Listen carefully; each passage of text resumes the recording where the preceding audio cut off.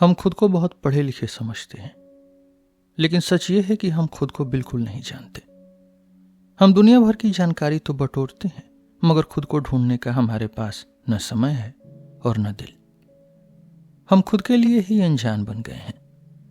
हमारा सारा सही गलत का ज्ञान बस एक पुराना ढोंग है जिसे हमने बिना सोचे समझे मान लिया है। शुरुआत में अच्छा यानी गुड होने का मतलब दूसरों की मदद करना नहीं था। अच्छा उन लोगों को कहा जाता था जो मजबूत, ताकतवर और ऊंचे दर्जे के थे। उन्होंने अपनी ताकत और आजादी को अच्छा कहा और आम लोगों को बुरा यानी मामूली समझा। यह ताकतवर लोगों का अपना रुतबा दिखाने का तरीका था। लेकिन फिर एक बड़ा पलटाव हुआ। कमजोर और दबे हुए लोगों ने मजबूतों से जलकर पूरी कहानी ही बदल दी। पुजारी किस्म के लोगों ने चालाकी से कहा कि मजबूत लोग बुरे हैं और हम कमजोर ही असल में अच्छे हैं। उन्होंने ताकत को पाप और अपनी लाचारी को वर्चू यानी नेकी बना दिया। यह दुनिया का सबसे बड़ा घोटाला था, सबसे बड़ा स्कैम। जब इंसान को समाज के पिंजरे में कैद किया गया तो वह अपनी शिकारी फितरत बाहर नहीं निकाल पाया। तब उसने अपनी ताकत को अपने ही खिलाफ मोड़ लिया। इसी से बैड कॉन्शियंस यानी जमीर की चुभन पैदा हुई। पुजारी ने इंसान को यकीन दिला दिया कि वह पापी है और उसका दुख उसके अपने ही गुनाह की सजा है। इंसान खुद को ही तड़पाने लगा ताकि वह समाज का पालतू जानवर बन सके। इंसान को दर्द से चिढ़ नहीं है, उसे तो बस उस दर्द से चिढ़ है जिसका कोई मतलब न हो। साधु संतों वाले इन वसूलों ने इंसान के खालीपन को भरा और उसे जीने का एक मकसद दिया। इंसान कुछ न चाहने के बजाय खालीपन, नथिंगनेस को ज्यादा चाहना पसंद करता है। पुजारी ने इस त्याग को ताकत पाने का हथियार बना लिया। यह किताब उन पुराने मरे हुए वसूलों को लात मारने के लिए है जो आज भी हमें बीमार बना रहे हैं। यह कोई ज्ञान बांटने वाली किताब नहीं है, बल्कि यह उन बेड़ियों को काटने वाला हथौड़ा है जिन्हें आप अब तक जेवर समझकर पहने हुए थे। अगर आप में पुरानी नेकी के इस नशे से बाहर आने की हिम्मत है तो यह किताब आपके लिए है। मेरा नाम है रोहित और आप सुन रहे हैं सिलेबस विद रोहित। आइए इस किताब को लाइन बाय लाइन समझने की कोशिश करते हैं। हम लोग जो खुद को बहुत पढ़े लिखे समझते हैं, असल में हम खुद को बिल्कुल नहीं जानते। इसके पीछे एक सीधा सा कारण है कि हमने कभी खुद को ढूंढने की कोशिश ही नहीं की। हमारा दिल हमेशा बाहर की जानकारी बटोरने में लगा रहता है, जैसे मधुमक्खी बस शहद ढूंढती है। जिंदगी की बीती बातों और असली एक्सपीरियंसेस के लिए हमारे पास कभी समय नहीं था और न ही दिल। हम खुद के लिए बिल्कुल अनजान बन गए हैं और हम हमेशा खुद को गलत ही समझते रहेंगे। हमारे लिए यह बात बिल्कुल सच है कि हर आदमी खुद से सबसे ज्यादा दूर होता है। सही और गलत के बारे में मेरे ये विचार अब पहले से कहीं ज्यादा मजबूत और साफ हो चुके हैं। ये ख्याल मेरे अंदर से वैसे ही निकलते हैं जैसे किसी पेड़ की मजबूत जड़ से फल उगते हैं।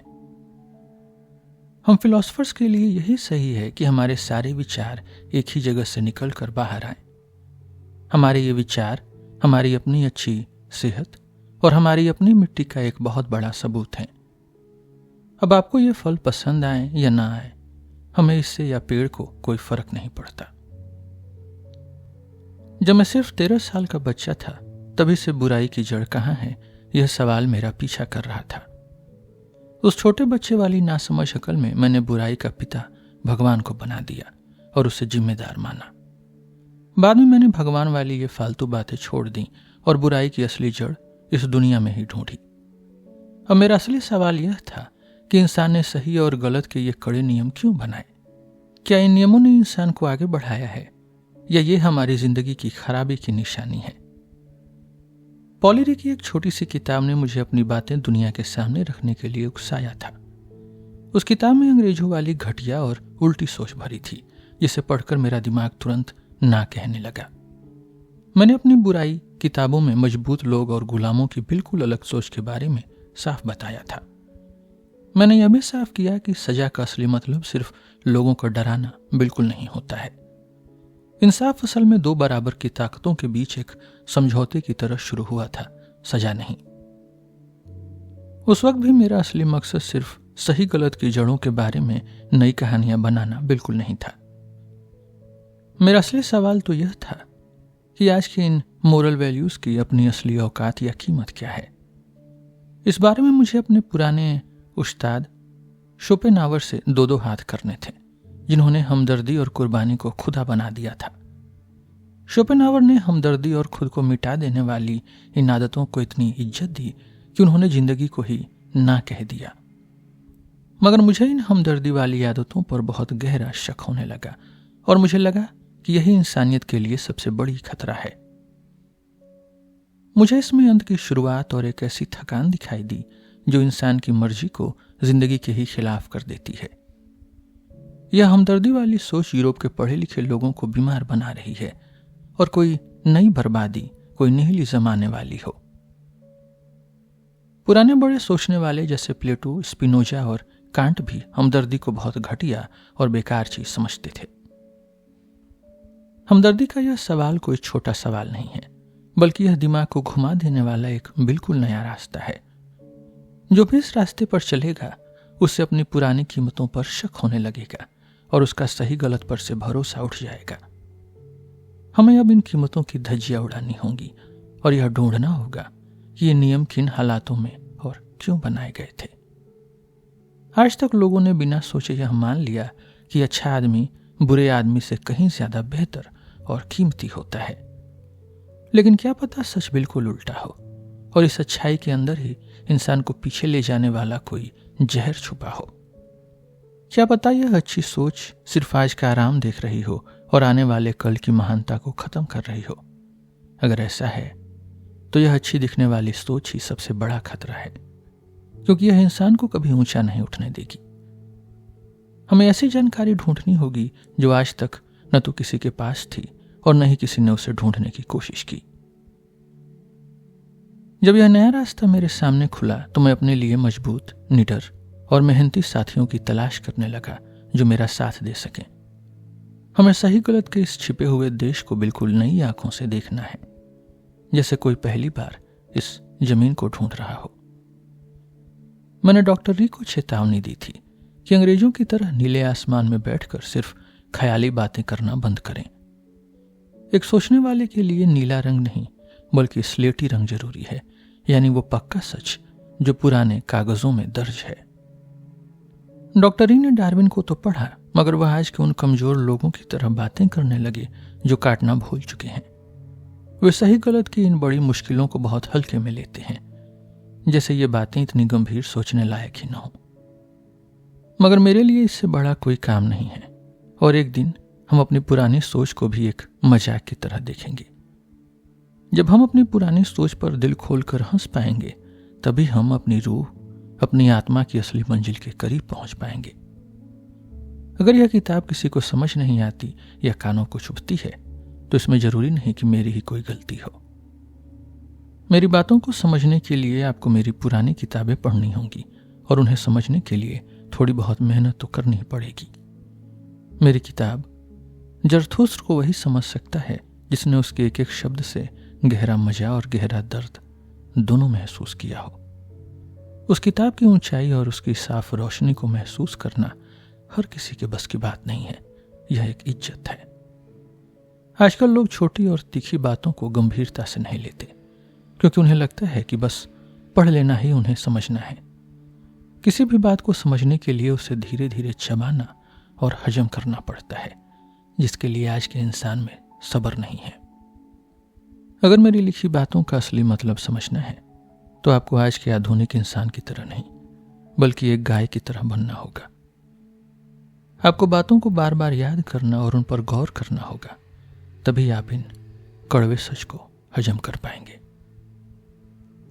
सिल्स मारिया, जुलाई 1887।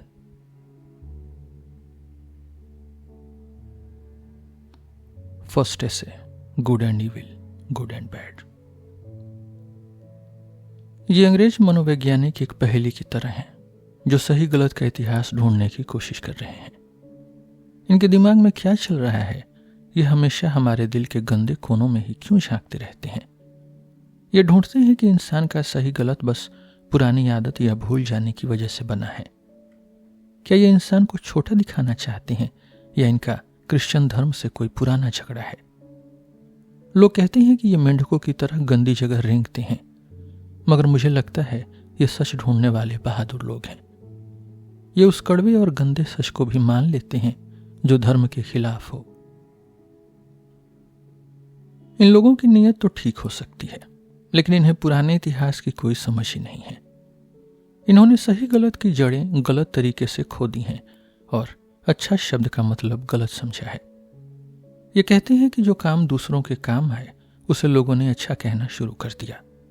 बाद में लोग भूल गए कि ये काम फायदेमंद था और बस इसे अच्छा मानने लगे। ये बात बिल्कुल गलत है। अच्छा शब्द उन लोगों ने बनाया जो मजबूत, ताकतवर और ऊंचे दर्जे के थे। उन्होंने खुद को और अपने कामों को अच्छा कहा ताकि वे कमजोर और नीच लोगों से अलग दिख सकें। यही वो दूरी का एहसास, वो पैथोस ऑफ डिस्टेंस था जिससे उन्होंने अपनी कीमत खुद तय करने का हक लिया। भाषा यानी लैंग्वेज भी ताकतवर लोगों ने ही बनाई है ताकि वे हर चीज पर अपना ठप्पा लगा सकें। शुरू में अच्छा का मतलब दूसरों का भला करना नहीं था। यह तो बाद में हुआ जब झुंड की आदत पड़ गई और लोगों ने स्वार्थ छोड़ने को ही अच्छा कहना शुरू कर दिया। आजकल यूरोप में यही बीमार सोच चल रही है, जिसे लोग बहुत बड़ी बात समझते हैं। दूसरी बात यह है कि अंग्रेजों की ये भूल जाने वाली बात दिमाग के हिसाब से बिल्कुल बेकार है। अगर कोई काम हमेशा फायदेमंद रहता है तो उसे कोई कैसे भूल सकता है? जो चीज रोज काम आती है उसे तो इंसान और भी अच्छी तरह याद रखता है। हर्बर्ट स्पेंसर की बात फिर भी थोड़ी समझ आती है कि अच्छा का मतलब फायदेमंद है। उसने कहा कि इंसान ने एक्सपीरियंस से सीखा कि क्या फायदेमंद है और उसे ही अच्छा मान लिया। ये रास्ता भी गलत है, मगर कम से कम इसमें थोड़ी बहुत अकल तो दिखती है। मेरे लिए सही रास्ता एक सवाल था। पुरानी भाषाओं में अच्छा शब्द का असली मतलब क्या था? मैंने देखा कि हर जगह ऊंची जात और खानदानी लोग ही अच्छा शब्द की जड़ थे। वहीं दूसरी तरफ आम आदमी और नीची जात वाले शब्दों से ही बुरा शब्द बना। मिसाल के तौर पर जर्मन शब्द बैड का असली मतलब पहले सिर्फ सीधा या आम आदमी होता था।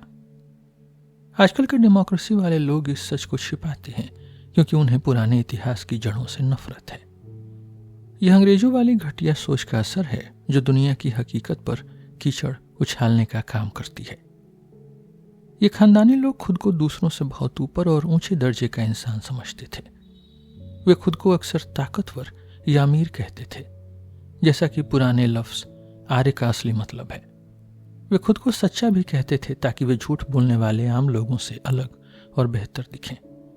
वहीं दूसरी तरफ बुरा शब्द का मतलब अक्सर डरपोक या काले बालों वाले दबे हुए लोगों से जुड़ा था। गोरे और सुनहरे बालों वाले आर्य लोगों ने काले बालों वाले पुराने लोगों को हराकर उन पर राज किया था। आजकल का लोकतंत्र और समाजवाद असल में उन दबे हुए लोगों का एक बहुत बड़ा पलटवार है। पुरानी रोम की भाषा में अच्छा का मतलब एक योद्धा या लड़ाई करने वाला मजबूत आदमी था। जर्मनी में भी अच्छा का मतलब भगवान जैसा यानी गॉड लाइक या किसी बहुत ही ऊंची नस्ल से जुड़ा हुआ था। जब ऊंचे खानदान के लोग ही पुजारी बन जाते हैं तो सही गलत का मतलब भी बदल जाता है। यहां पहली बार प्योर और इम्प्योर जैसे शब्द ऊंच नीच बताने के लिए इस्तेमाल किए जाने लगे। पुराने वक्त में प्योर होने का मतलब सिर्फ नहाना धोना और अच्छा साफ सुथरा खाना खाना ही होता था। लेकिन पुजारी किस्म के लोगों ने इन शब्दों को बहुत ही गहरा, पेचीदा और खतरनाक बना दिया। इन पुजारी लोगों के रहने का तरीका ही बड़ा बीमार होता है क्योंकि वे हमेशा अकेले बैठकर सोचते रहते हैं। वे खुद को ठीक करने के लिए मांस छोड़ने, फास्टिंग रखने और औरतों से दूर रहने जैसे नियम बनाते हैं। लेकिन असल में पुजारी लोगों के ये इलाज खुद उस बीमारी से 100 गुना ज्यादा खतरनाक साबित हुए हैं। पुजारी के हाथ में आते ही हर चीज, चाहे वह नफरत हो या प्यार, बहुत ही जहरीली और डरावनी हो जाती है। मगर इन्हीं पुजारियों की वजह से ही इंसान की रूह, उसकी सोल में गहराई आई और वह दूसरे जानवरों से बेहतर बना। योद्धाओं और पुजारियों की सोच हमेशा एक दूसरे के खिलाफ रही है, क्योंकि पुजारी कभी लड़ाई नहीं कर सकते। योद्धाओं के लिए अच्छा होने का मतलब है ताकतवर शरीर, अच्छी सेहत, शिकार करना, नाचना और आजाद रहना। पुजारी इन योद्धाओं से सबसे ज्यादा नफरत करते हैं, क्योंकि वे उनके सामने खुद को बहुत कमजोर महसूस करते हैं। इसी कमजोरी की वजह से पुजारियों के दिल में दुनिया की सबसे गंदी और जहरीली नफरत पैदा होती है। दुनिया में सबसे बड़ा और गहरा बदला हमेशा पुजारी किस्म के लोगों ने ही लिया है, क्योंकि वे बहुत चालाक होते हैं। इसका सबसे बड़ा उदाहरण जीव लोग हैं, जिन्होंने अपने दुश्मनों को सही गलत की पूरी कहानी ही पलट दी। जीव लोगों ने कहा कि सिर्फ गरीब, बीमार, दुखी और बदसूरत लोग ही खुदा के प्यारे और अच्छे हैं। उन्होंने कहा कि अमीर, ताकतवर और मजबूत लोग बुरे और जालिम हैं, जिन्हें हमेशा नर्क की आग में जलना होगा। यहीं से सही गलत की दुनिया में गुलामों की बगावत शुरू हुई, जो पिछले 2000 सालों से चल रही है। आज यह बगावत पूरी तरह से जीत चुकी है, इसलिए हमें अब यह घोटाला दिखाई भी नहीं देता। हमें लगता है कि जो कमजोर है वही अच्छा है, लेकिन यह सब उन लोगों के बदले की आग का नतीजा है। कि आपको यह बात समझ नहीं आ रही? जिस चीज को जीतने में 2000 साल लगे, उसे एक बार में देख पाना आसान नहीं है। जीव लोगों की उस बहुत गहरी नफरत से ही एक नया और अनोखा प्यार पैदा हुआ। यह नया प्यार उस पुरानी नफरत का उल्टा नहीं था, बल्कि उसी नफरत का सबसे ऊंचा और चमकता हुआ ताज था। यह जीसस, जो प्यार की बातें करता था और गरीबों को जीत दिलाने आया था, असल में एक बहुत बड़ा लालच था। जीव लोगों ने बहुत दूर की सोचकर यह बदला लिया और अपने ही मसीहा को सूली पर चढ़ा दिया। उन्होंने ऐसा इसलिए किया ताकि पूरी दुनिया इस धोखे को सच मानकर आसानी से निगल ले। सूली पर चढ़े हुए खुदा का यह नाटक दुनिया का सबसे खतरनाक और नशीला लालच साबित हुआ। आज यह पक्का हो चुका है कि जीव लोगों ने अपने इस बदले से दुनिया की हर अच्छी सोच को हरा दिया है। लेकिन आप ऊंचे आदर्शों की बातें क्यों कर रहे हैं? सच तो यह है कि आम लोगों या गुलामों की पूरी तरह जीत हो चुकी है। अगर यह सब जीव लोगों की वजह से हुआ है, तो मानना पड़ेगा कि उनका काम दुनिया में सबसे बड़ा था। पुराने मालिक अब खत्म हो चुके हैं और हर जगह छोटे और कमजोर लोगों की सोच जीत गई है। यह एक ऐसा जहर है जो पूरी इंसानियत के जिस्म में फैल चुका है और इसे रोकना अब नामुमकिन है। आज का चर्च भले ही पुराना और बेकार लगने लगा हो, लेकिन उसका फैलाया हुआ जहर सबको पसंद है। आज के पढ़े लिखे लोग चर्च से तो दूर भागते हैं, लेकिन उस जहर से उन्हें कोई दिक्कत नहीं है। सच तो यह है कि चर्च के बिना हम आजाद सोचने वाले कभी बन ही नहीं पाते। एक आजाद ख्याल रखने वाले आदमी ने मेरी बातें सुनकर यही जवाब दिया। वह एक सीधा सादा और लोकतंत्र को मानने वाला इंसान था, जो मेरी चुप्पी को बर्दाश्त नहीं कर सका। इस मोड़ पर मेरे पास चुप रहने के लिए बहुत कुछ है, जिसकी वजह शायद वह कभी समझ नहीं पाएगा। सही गलत की दुनिया में गुलामों की बगावत तब शुरू होती है जब उनके अंदर की बदले की जलन कुछ नया बनाने लगती है। ये वो लोग हैं जो असल में कुछ कर ही नहीं सकते, इसलिए अपने दिमाग में बदला लेने की बातें सोचकर अपना दिल बहलाते हैं। मजबूत लोग हमेशा खुद को हाँ कहकर अपनी दुनिया शुरू करते हैं, लेकिन गुलामों की सोच हमेशा दूसरों को ना कहने से शुरू होती है। गुलाम को जिंदा रहने के लिए हमेशा एक बाहर के दुश्मन की जरूरत होती है। उसकी हर हरकत सिर्फ दूसरों के खिलाफ एक हमला होती है। मजबूत लोगों की बात बिल्कुल अलग है। वे अपनी मर्जी से बढ़ते हैं और अपनी खुशी खुद ढूंढते हैं। उनके लिए नीचा या बुरा शब्द सिर्फ एक हल्की सी बात है, ताकि वे अपनी अच्छाई को और ज्यादा महसूस कर सकें। वे खुद को हम खानदानी, हम मजबूत, हम खुश कहते हैं और अपनी मस्ती में जीते हैं। अगर वे आम लोगों को कभी गलत समझते भी हैं, तो भी वे उनसे वैसी नफरत नहीं करते जैसे कमजोर लोग मजबूतों से करते हैं। मजबूत आदमी की नफरत में एक तरह की लापरवाही होती है। वह अपने दुश्मन को कोई बहुत बड़ा राक्षस नहीं बनाता। पुराने ग्रीक के खानदानी लोग नीची जात वालों के लिए जो शब्द इस्तेमाल करते थे उनमें एक तरह का तरस होता था। वे कमजोर लोगों को बेचारा या बदकिस्मत कहते थे, लेकिन उनके दिल में उनके लिए कोई जहरीली नफरत नहीं होती थी। इन मजबूत लोगों के लिए खुश रहने का मतलब है काम करना और हमेशा कुछ न कुछ करते रहना। इसके बिल्कुल उलट दबे हुए कमजोर लोगों के लिए खुशी का मतलब है शांति, आराम, नींद या किसी नशे जैसा सुकून पाना। उनके दिल में जहरीली भावनाएं सड़ती रहती हैं, इसलिए उन्हें बस हर चीज से आराम चाहिए। एक मजबूत आदमी खुद पर भरोसा करता है और वह बिल्कुल सीधा, सच्चा और भोला होता है। इसके उलट बदले की आग में जलने वाला आदमी न तो सच्चा होता है और न ही सीधा। उसका दिमाग हमेशा छिपने की जगहें, गुप्त रास्ते और पीछे के दरवाजे ढूंढता रहता है। वह चुप रहना, बातों को याद रखना और सही मौके का इंतजार करना बहुत अच्छी तरह जानता है। ऐसे कमजोर लोग मजबूतों से ज्यादा चालाक बन जाते हैं, क्योंकि उनके लिए चालाकी ही जिंदा रहने का सबसे बड़ा रास्ता है। मजबूत इंसान अपने दुश्मनों की बुरी बातों को बहुत ज्यादा दिल से नहीं लगाता और उन्हें बहुत जल्दी भूल जाता है। उसके पास इतनी ताकत होती है कि वह पुरानी बातों को झटक कर आगे बढ़ जाता है, और यही असली दुश्मन से प्यार है। वह अपने लिए ऐसा मजबूत दुश्मन चाहता है जिसकी वह इज्जत कर सके, लेकिन बदले की जलन वाला कमजोर आदमी पहले एक बुरे दुश्मन का ख्याल अपने दिमाग में पैदा करता है, फिर उसी के मुकाबले वह खुद को एक अच्छा आदमी मानकर ढोंग करता है। यह बात मजबूत आदमी की सोच के बिल्कुल उलट है। मजबूत आदमी पहले खुद के अंदर से अच्छा होने का ख्याल पैदा करता है और फिर बाद में दूसरों को बुरा समझता है। लेकिन गुलामों की सोच में नफरत की आग से पहले दुष्ट, पहले इविल का ख्याल पैदा होता है। ये दोनों शब्द बुरा और दुष्ट सुनने में एक जैसे लगते हैं, लेकिन इनके पीछे का मतलब बिल्कुल अलग है। गुलाम के लिए इविल यानी दुष्ट वही आदमी है जिसे मजबूत आदमी अच्छा कहता है, यानी ताकतवर आदमी, राज करने वाला और मजबूत इंसान ही गुलाम की नजर में सबसे बड़ा दुष्ट दुश्मन यानी इविल एनिमी है। सच तो यह है कि ये मजबूत लोग अपनों के बीच तो बहुत शरीफ, इज्जतदार और वफादार रहते हैं, लेकिन जब ये बाहर निकलते हैं जहां दूसरे अनजान लोग होते हैं तो ये खुले हुए खूंखार जानवर बन जाते हैं। वहां इन्हें समाज के किसी कानून की परवाह नहीं रहती और वे खून खराबा करके भी बहुत खुशी महसूस करते हैं।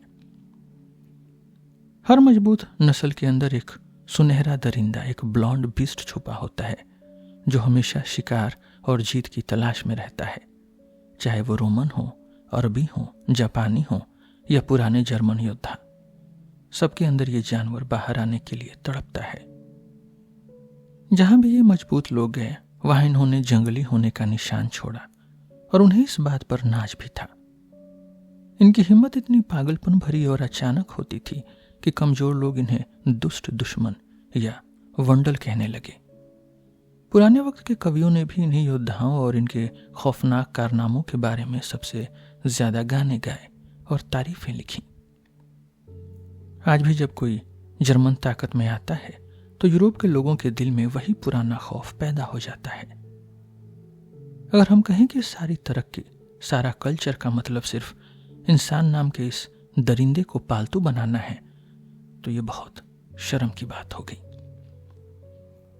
आज इंसान को पालतू और सीधा बनाने के लिए उन्हीं गुलामों की नफरत को औजार की तरह इस्तेमाल किया गया है। आज का इंसान न तो मजबूत है और न ही डरावना, वह तो बस एक मामूली कीड़ा बनकर रह गया है। यूरोप आज जैसे बीमार और थके हुए लोगों से सड़ रहा है जिन्हें लगता है कि वे ही सबसे ऊंचे इंसान हैं। आज हमें इंसान से डर नहीं लगता, बल्कि उससे घिन आती है, क्योंकि वो बहुत छोटा और कमजोर हो गया है। अब मैं अपनी आह और एक आखिरी उम्मीद को नहीं रोक सकता। मुझे किस बात से सबसे ज्यादा नफरत है, किस चीज से मेरा दम घुटता है और मैं बेहोश होने लगता हूं? खराब हवा, खराब हवा। जब कोई घटिया और बीमार आत्मा, कोई रूह, कोई सोल मेरे पास आती है तो मुझे उसकी सड़न सूंघनी पड़ती है। इंसान बहुत कुछ झेल सकता है, तंगी, गरीबी, खराब मौसम, बीमारी, मेहनत और अकेलापन। हम लड़ाई के लिए पैदा हुए हैं और हम बार बार जीत की सुनहरी रोशनी में बाहर आते हैं। हम मजबूत हैं और कभी न टूटने वाले लोग हैं, जो हमेशा और भी मुश्किल कामों के लिए तैयार रहते हैं। लेकिन कभी कभी मुझे कोई ऐसी चीज दिखा दो जो पूरी तरह मजबूत, कामयाब और डरावनी हो। कोई ऐसा इंसान दिखा दो जिसे देखकर इंसानियत पर दोबारा नाज किया जा सके और उस पर भरोसा किया जा सके। मगर आज यूरोप का इंसान छोटा और मामूली होता जा रहा है और यही हमारा सबसे बड़ा खतरा है। आज हमें कुछ भी बड़ा होता हुआ नहीं दिखता, बल्कि सब कुछ नीचे की तरफ गिरता जा रहा है। लोग बहुत ज्यादा सीधे, समझदार, आराम पसंद और मामूली होते जा रहे हैं। इंसान हर दिन बेहतर बन रहा है, यानी वह और भी कमजोर और पालतू होता जा रहा है। यूरोप के लिए सबसे बड़ी बर्बादी है कि हमने इंसान से डरना तो छोड़ दिया, मगर अब उससे प्यार और उम्मीद भी खत्म हो गई है। अब हमें इंसान को देखकर थकान होती है और यही आज की सबसे बड़ी सड़न है, यही निहिलिज्म है। अब वापस आते हैं, बदले की जलन रखने वाले कमजोर इंसान ने अच्छा शब्द कैसे बनाया, इसे समझना जरूरी है। अगर छोटे मेमनों को बड़े शिकारी परिंदों से नफरत है तो इसमें कोई अजीब बात नहीं है। मेमने आपस में कहते हैं कि ये शिकारी परिंदे बुरे हैं और जो इनके जैसा नहीं है, यानी हम मेमने, वही अच्छे हैं।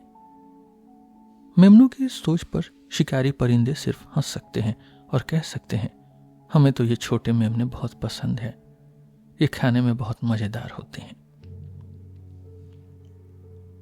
ताकत से यह उम्मीद करना कि वह ताकत न दिखाए बिल्कुल बेवकूफी और पागलपन वाली बात है। यह कहना कि ताकतवर आदमी दूसरों को न हराए या मालिक न बने वैसा ही है जैसे कमजोरी से कहना कि वह मजबूत बन जाए। ताकत का मतलब यह है कुछ करना, असर दिखाना और जीत हासिल करना। भाषा और दिमाग की पुरानी गलतियों ने हमें इस बात में बहुत बड़ा धोखा दिया है। हम बिजली और उसकी चमक को दो अलग अलग चीजें समझते हैं, जैसे कोई बिजली है जो चमक रही है। इसी तरह हम मजबूत आदमी और उसकी ताकत को अलग समझते हैं, जैसे आदमी चाहे तो अपनी ताकत दिखाए या न दिखाए। लेकिन हकीकत में काम के पीछे कोई करने वाला नहीं होता, काम ही सब कुछ है। दबे हुए और कमजोर लोग बड़ी चालाकी से कहते हैं कि चलो हम उन बुरे लोगों जैसे न बने, चलो हम अच्छे बने। उनके हिसाब से अच्छा वह है जो किसी को चोट न पहुंचाए, चुप रहे और अपने बदला लेने की आग को खुदा पर छोड़ दे।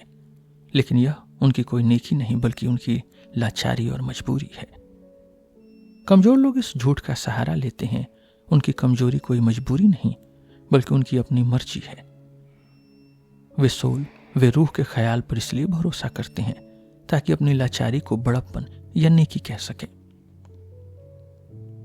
यह कमजोर लोगों द्वारा खुद को दिया गया दुनिया का सबसे बड़ा और गंदा धोखा है। क्या कोई देखना चाहता है कि इस दुनिया में बड़े बड़े वसूल कैसे बनाए जाते हैं? किसके पास इतनी हिम्मत है? तो ठीक है, इस अंधेरे कारखाने के अंदर झांक कर देखो, मगर जरा रुको, अपनी आंखों को इस नकली और चमकती रोशनी की आदत होने दो। अब बताओ, तुम्हें वहां नीचे क्या दिख रहा है? मुझे कुछ दिख तो नहीं रहा, मगर सुनाई बहुत कुछ दे रहा है। कोनों से फुसफुसाहट और गंदी आवाजें आ रही हैं। ये लोग बहुत झूठ बोल रहे हैं और इनकी हर बात में चाशनी जैसी मिठास है। ये अपनी कमजोरी को नेकी बता रहे हैं, इसमें कोई शक नहीं है। और बताओ, ये अपनी लाचारी को दिल की अच्छाई कहते हैं और अपने डर को ह्यूमिलिटी का नाम देते हैं। जिनसे ये नफरत करते हैं उनकी गुलामी करने को ये हुक्म मानना कहते हैं। ये कहते हैं कि भगवान ने ही उन्हें ऐसा करने को कहा है। अपनी कावर्डिस को ये सब्र कहते हैं, अपने डर को ये पेशेंस कहते हैं, बदला न ले पाने की मजबूरी को ये माफ करना बताते हैं। आगे बढ़ो। ये लोग बहुत दुखी हैं, मगर कहते हैं कि भगवान ने इन्हें खुद चुना है। ये सोचते हैं कि आज का दुख कल बड़े इनाम और खुशी में बदल जाएगा। ये अपनी लाचारी को छिपाने के लिए मजबूत लोगों के तलवे चाटते हैं। मगर इन काले जादूगरों की सबसे बड़ी चालाकी तो देखो, ये नफरत और बदले की जलन को क्या नाम देते हैं। अब मुझे समझ आया, ये कहते हैं कि हम अच्छे लोग ही सच्चे लोग हैं। ये बदला नहीं बल्कि इंसाफ की जीत चाहते हैं। ये अपने दुश्मन से नहीं बल्कि बुराई और बेईमानी से नफरत करते हैं। ये बस भगवान की जीत का इंतजार कर रहे हैं। ये पूरी दुनिया में सिर्फ अपने जैसे प्यार करने वाले भाइयों को ही ढूंढते हैं और अपनी तकलीफें भूलने के लिए ये किस सपने में भरोसे करते हैं। ये उसे आखिरी इंसाफ, लास्ट जजमेंट और भगवान का राज, किंगडम ऑफ गॉड कहते हैं। फिलहाल ये सिर्फ उम्मीद और भरोसे के दम पर जी रहे हैं। किस बात का भरोसा, कैसी उम्मीद? ये कमजोर लोग भी एक न एक दिन ताकतवर बनना चाहते हैं। इसी लालच में ये भगवान के राज का इंतजार करते हैं, किंगडम ऑफ गॉड के।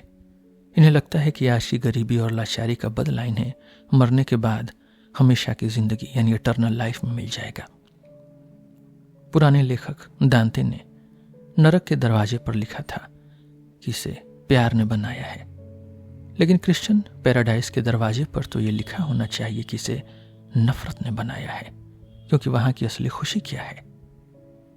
बड़े संत थॉमस एक्विनास ने साफ कहा था कि स्वर्ग में रहने वाले लोग नरक में जलने वालों की तकलीफें देखेंगे।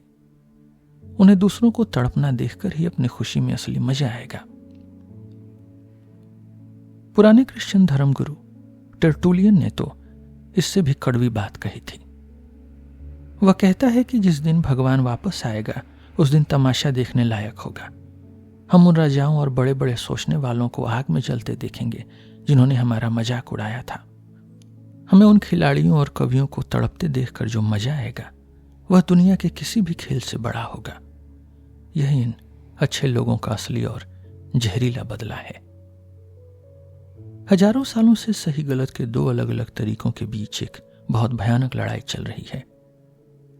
आज के वक्त में एक मजबूत इंसान वही है जिसके दिमाग में ये दोनों तरीके आपस में लड़ रहे हैं।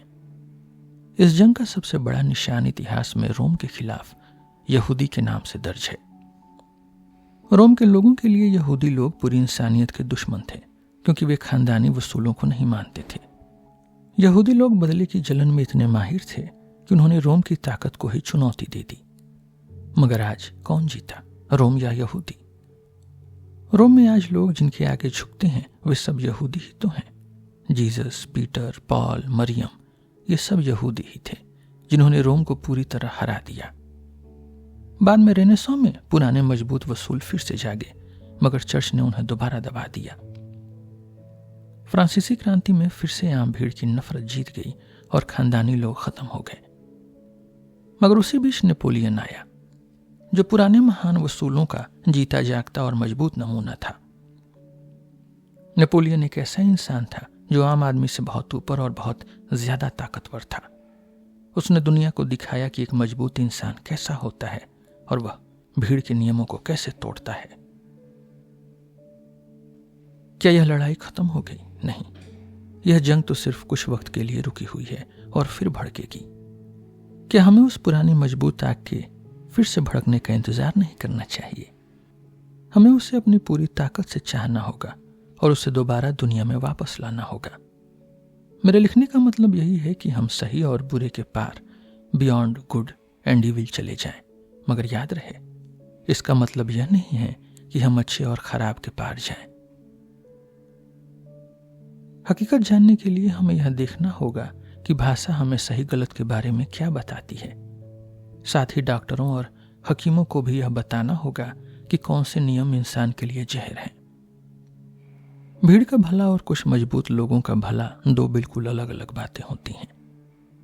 अंग्रेजों की तरह यह सोचना बेवकूफी है कि जो भीड़ के लिए अच्छा है वही सबसे ऊंचा वसूल है। अब सारी साइंस को मिलकर यह तय करना होगा कि कौन सा नियम इंसान को वाकई मजबूत बनाता है।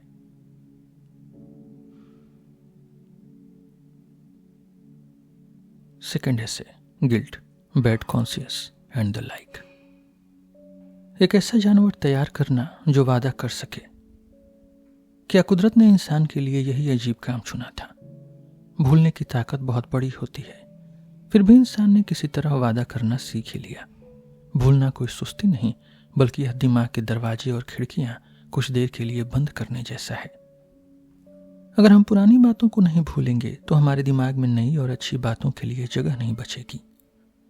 जिस आदमी का भूलने का सिस्टम खराब हो जाता है वह उस बीमार आदमी जैसा है जिसका पेट खराब रहता है। मगर इंसान ने वादा निभाने के लिए अपने अंदर याद रखने की ताकत और अपनी मर्जी पैदा की। वादा करने के लिए इंसान को खुद को भरोसेमंद बनाना पड़ा, कैलकुलेबल, ताकि वह अपने आने वाले कल की गारंटी दे सके। यही वह लंबी कहानी है कि इंसान के ऊपर अपनी बातों की जिम्मेदारी का बोझ कैसे और कहां से आया। इंसान को भरोसेमंद बनाने के लिए उससे पहले समाज के सांचे में ढालकर एक जैसा और सीधा बनाया गया।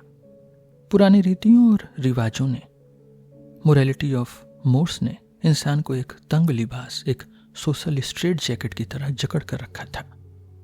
इसी सख्ती और बेवकूफ़ी भरे कामों की वजह से ही इंसान आज हिसाब किताब और भरोसे के लायक बन पाया है। इस लंबी मेहनत के बाद जो आज़ाद इंसान निकला वह किसी पुरानी रीति या समाज का गुलाम नहीं है। वह अपनी मर्जी का खुद मालिक है और वह अपनी ताकत और आज़ादी को अपनी रग रग में महसूस करता है। ऐसा आदमी सिर्फ उन लोगों की इज्जत करता है जो मजबूत हैं और अपनी बात के पक्के होते हैं। वह उन झूठों को लात मारता है जो वादा करते हैं और उसे तुरंत तोड़ देते हैं क्योंकि वे कमजोर हैं। खुद पर काबू रखने की इस ताकत को वह आजाद आदमी अपना जमीर, अपना कॉन्शियस कहता है और यही उसकी जीत है। इंसान के इस जमीर, इस कॉन्शियस का इतिहास बहुत पुराना है और इसे पकने में बहुत ज्यादा वक्त लगा है। खुद की गारंटी खुद देना और खुद पर नाज करना एक बहुत ही देरी से पका हुआ फल है। इंसान जैसे भुलक्कड़ जानवर के दिमाग में कोई बात हमेशा के लिए कैसे ठोकी जाए, ये एक बहुत बड़ी मुसीबत थी। पुराने लोगों ने इसका एक ही रास्ता निकाला, अगर कोई बात याद रखनी है तो उसे जिस्म पर जला कर लिख दो। इंसान का दिमाग सिर्फ उसी चीज को याद रखना जानता है जो उसे बहुत ज्यादा दर्द देती है। याददाश्त यानी मेमोरी बनाने के लिए इंसान ने खून, बलि और शरीर को काटने जैसे बहुत ही डरावने रास्ते अपनाए हैं। दुनिया के सारे धर्म गहराई में देखें तो वो इंसान को तड़पाने के बहुत बड़े और क्रूर सिस्टम्स ही हैं। खुद को तकलीफ देना भी एक तरीका है ताकि कुछ बातें दिमाग में हमेशा के लिए पत्थर की लकीर बन जाएं। जर्मनी के पुराने कानूनों को ही देख लीजिए। वहां मुजरिमों को पत्थरों से मारना या खौलते तेल में उबालना बहुत आम था। इन खौफनाक तरीकों से ही इंसान ने समाज में रहने के लिए कुछ ना कहना सीखा और वादा निभाना शुरू किया। आज जिसे हम अकल या समझदारी कहते हैं, उसे इंसान ने बहुत सारा खून बहाकर और बेइंतहा क्रूरता से खरीदा है। अब सवाल यह है कि ये जो गुनहगार होने का एहसास या बुरा जमीर है, जो बैड कॉन्शियस है, ये कहां से आया? ये जो सही गलत की जड़ें ढूंढने वाले लोग हैं, इन्हें पुराने वक्त की और इतिहास की कोई समझ नहीं है।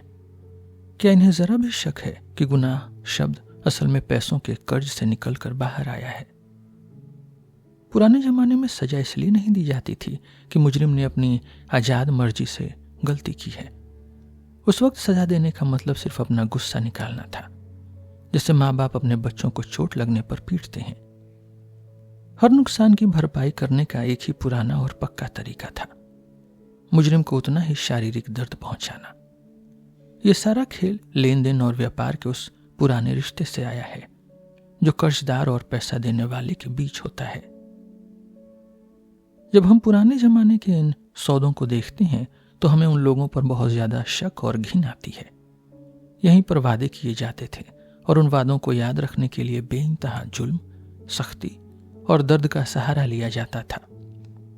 कर्ज लेने वाला कर्ज देने वाले को भरोसा दिलाने के लिए अपना जिस्म, अपनी बीवी या अपनी जान तक गिरवी रख देता था। पुराने मिस्र में तो कर्ज देने वाला मरने के बाद भी कर्जदार की लाश को चैन से नहीं रहने देता था। कर्ज न लौटाने पर कर्ज देने वाले को यह हक मिलता था कि वह कर्जदार के जिस्म का कोई भी हिस्सा काट ले। रोम के पुराने कानूनों में तो यह साफ भी लिखा था कि अंग काटने में नाप तौल की कोई जरूरत नहीं है। हकीकत में कर्ज के बदले पैसे या जमीन नहीं बल्कि एक घटिया किस्म का मजा मिलता था। यह मजा किसी बेबस इंसान पर अपनी ताकत आजमाने और उसे तड़पाने का मजा था, जो बहुत ही गंदा होता था। कर्जदार को सजा देकर एक मामूली आदमी भी खुद को कुछ पल के लिए बड़ा और मजबूत मालिक समझने लगता था। इस भरपाई का असली मतलब ही यह था कि किसी दूसरे पर जुल्म करने का कानूनी हक मिल जाए। सही गलत की ये बातें जैसे गुनाह, जमीर और फर्ज, ये सब शुरू से ही खून और जुल्म में पूरी तरह डूबी हुई हैं। आज भी इन बातों में से खून और तड़पने वाली पुरानी गंदी महक आती है जो कभी खत्म नहीं हुई। किसी को तड़पाना पुराने लोगों के लिए एक बहुत बड़े त्योहार जैसा था और उनके हर मजे में थोड़ी क्रूरता छिपी होती थी। आज का पालतू इंसान इस सच को सुनकर डर जाता है क्योंकि वह ढोंग करने वाला और बहुत ही कमजोर हो चुका है। पुराने वक्त में इंसान अपनी क्रूरता को बड़ी मासूमियत और सच्चाई के साथ सबके सामने मजे के लिए दिखाता था। कुछ वक्त पहले तक राजाओं की शादियों और बड़े जलसों में मुजरिमों को सरेआम तड़पाना एक आम और मजेदार बात मानी जाती थी। आज हम डॉन किकजोड जैसी किताबें पढ़कर दुखी होते हैं, लेकिन पुराने लोग उसे पढ़कर हंसते हंसते पागल हो जाते थे। दूसरों को दुखी देखना अच्छा लगता है, मगर उन्हें खुद अपने हाथों से तड़पाना तो उससे भी कहीं ज्यादा मजेदार लगता है। यह बात सुनने में कड़वी है, लेकिन इंसान के अंदर का यह पुराना और असली सच है जिसे झुठलाया नहीं जा सकता। बिना जुल्म और क्रूरता के इंसान का कोई भी बड़ा त्योहार कभी पूरा नहीं होता था, और सजा देना तो अपने आप में एक जलसा था। जब इंसान को अपनी बेरहमी पर शर्म नहीं आती थी, तब जिंदगी आज से कहीं ज्यादा मजेदार हुआ करती थी।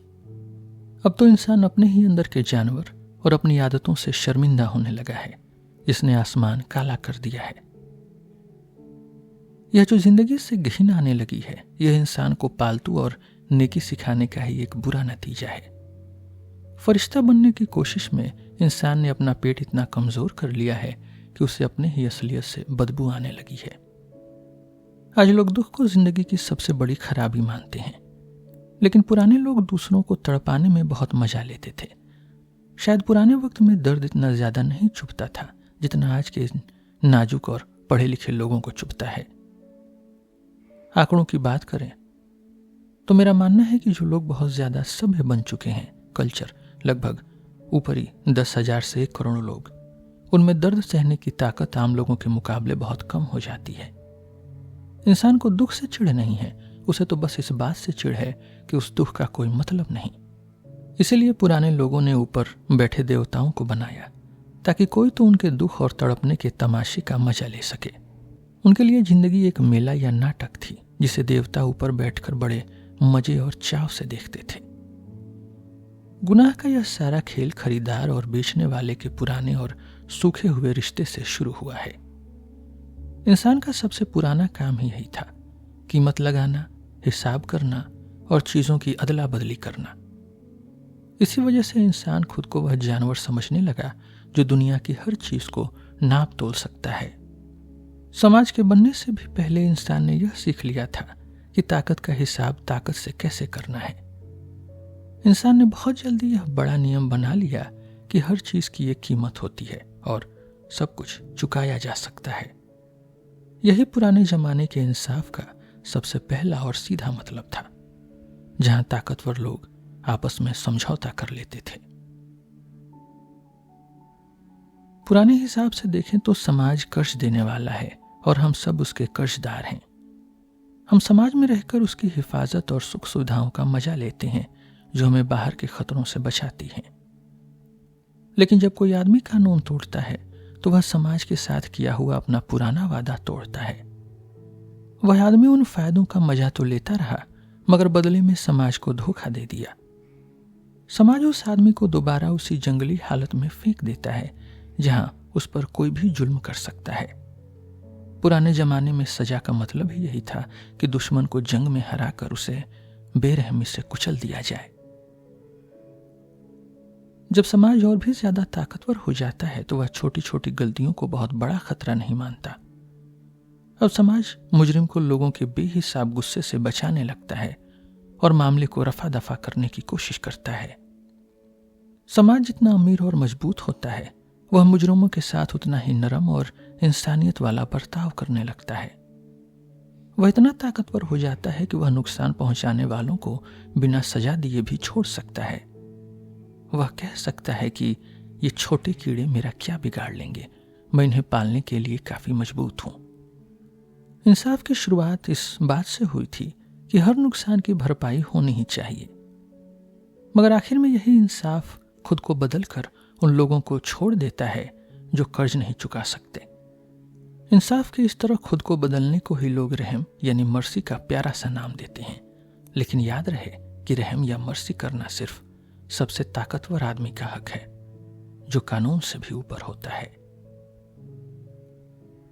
आजकल कुछ लोग कह रहे हैं कि इंसाफ का मतलब बदले की जलन से निकला है, जो बहुत गलत है। यह घटिया सोच आज उन लोगों और बागियों के बीच खूब फल फूल रही है जो अपनी नफरत को नेकी बताते हैं। ये लोग अपनी नफरत, जलन और बदले की आग को ही इंसाफ का नाम देकर दुनिया को बहुत बड़ा धोखा दे रहे हैं। ये मजबूत लोगों की ताकत और उनकी आगे बढ़ने की भूख को बुरा बताकर अपनी कमजोरी को सही ठहराते हैं। एक हमला करने वाला और मजबूत आदमी उस रोने वाले कमजोर आदमी से कहीं ज्यादा इंसाफ के करीब होता है। मजबूत आदमी अपनी ताकत की वजह से सब कुछ साफ देख सकता है और उसका अपना जमीर, उसका बेटर कॉन्शियस बहुत साफ होता है। इसके उलट बदले की जलन रखने वाला आदमी हमेशा अपनी नफरत की पट्टी बांधकर ही दुनिया को टेढ़ी नजर से देखता है। दुनिया का सारा इतिहास गवाह है कि कानून हमेशा मजबूत और ताकतवर लोगों ने ही बनाया और चलाया है। ताकतवर लोगों ने कानून इसलिए बनाया ताकि कमजोर लोगों के बीच चल रही बदले की बेकार और पागलपन भरी आग को रोका जा सके। उन्होंने अपनी ताकत से लोगों को यह बताया कि क्या करना सही है और क्या करना मना है, ताकि शांति बनी रहे। कानून बनने के बाद ही सही और गलत जैसे शब्द आए। उससे पहले दुनिया में ऐसी कोई भी चीज नहीं थी।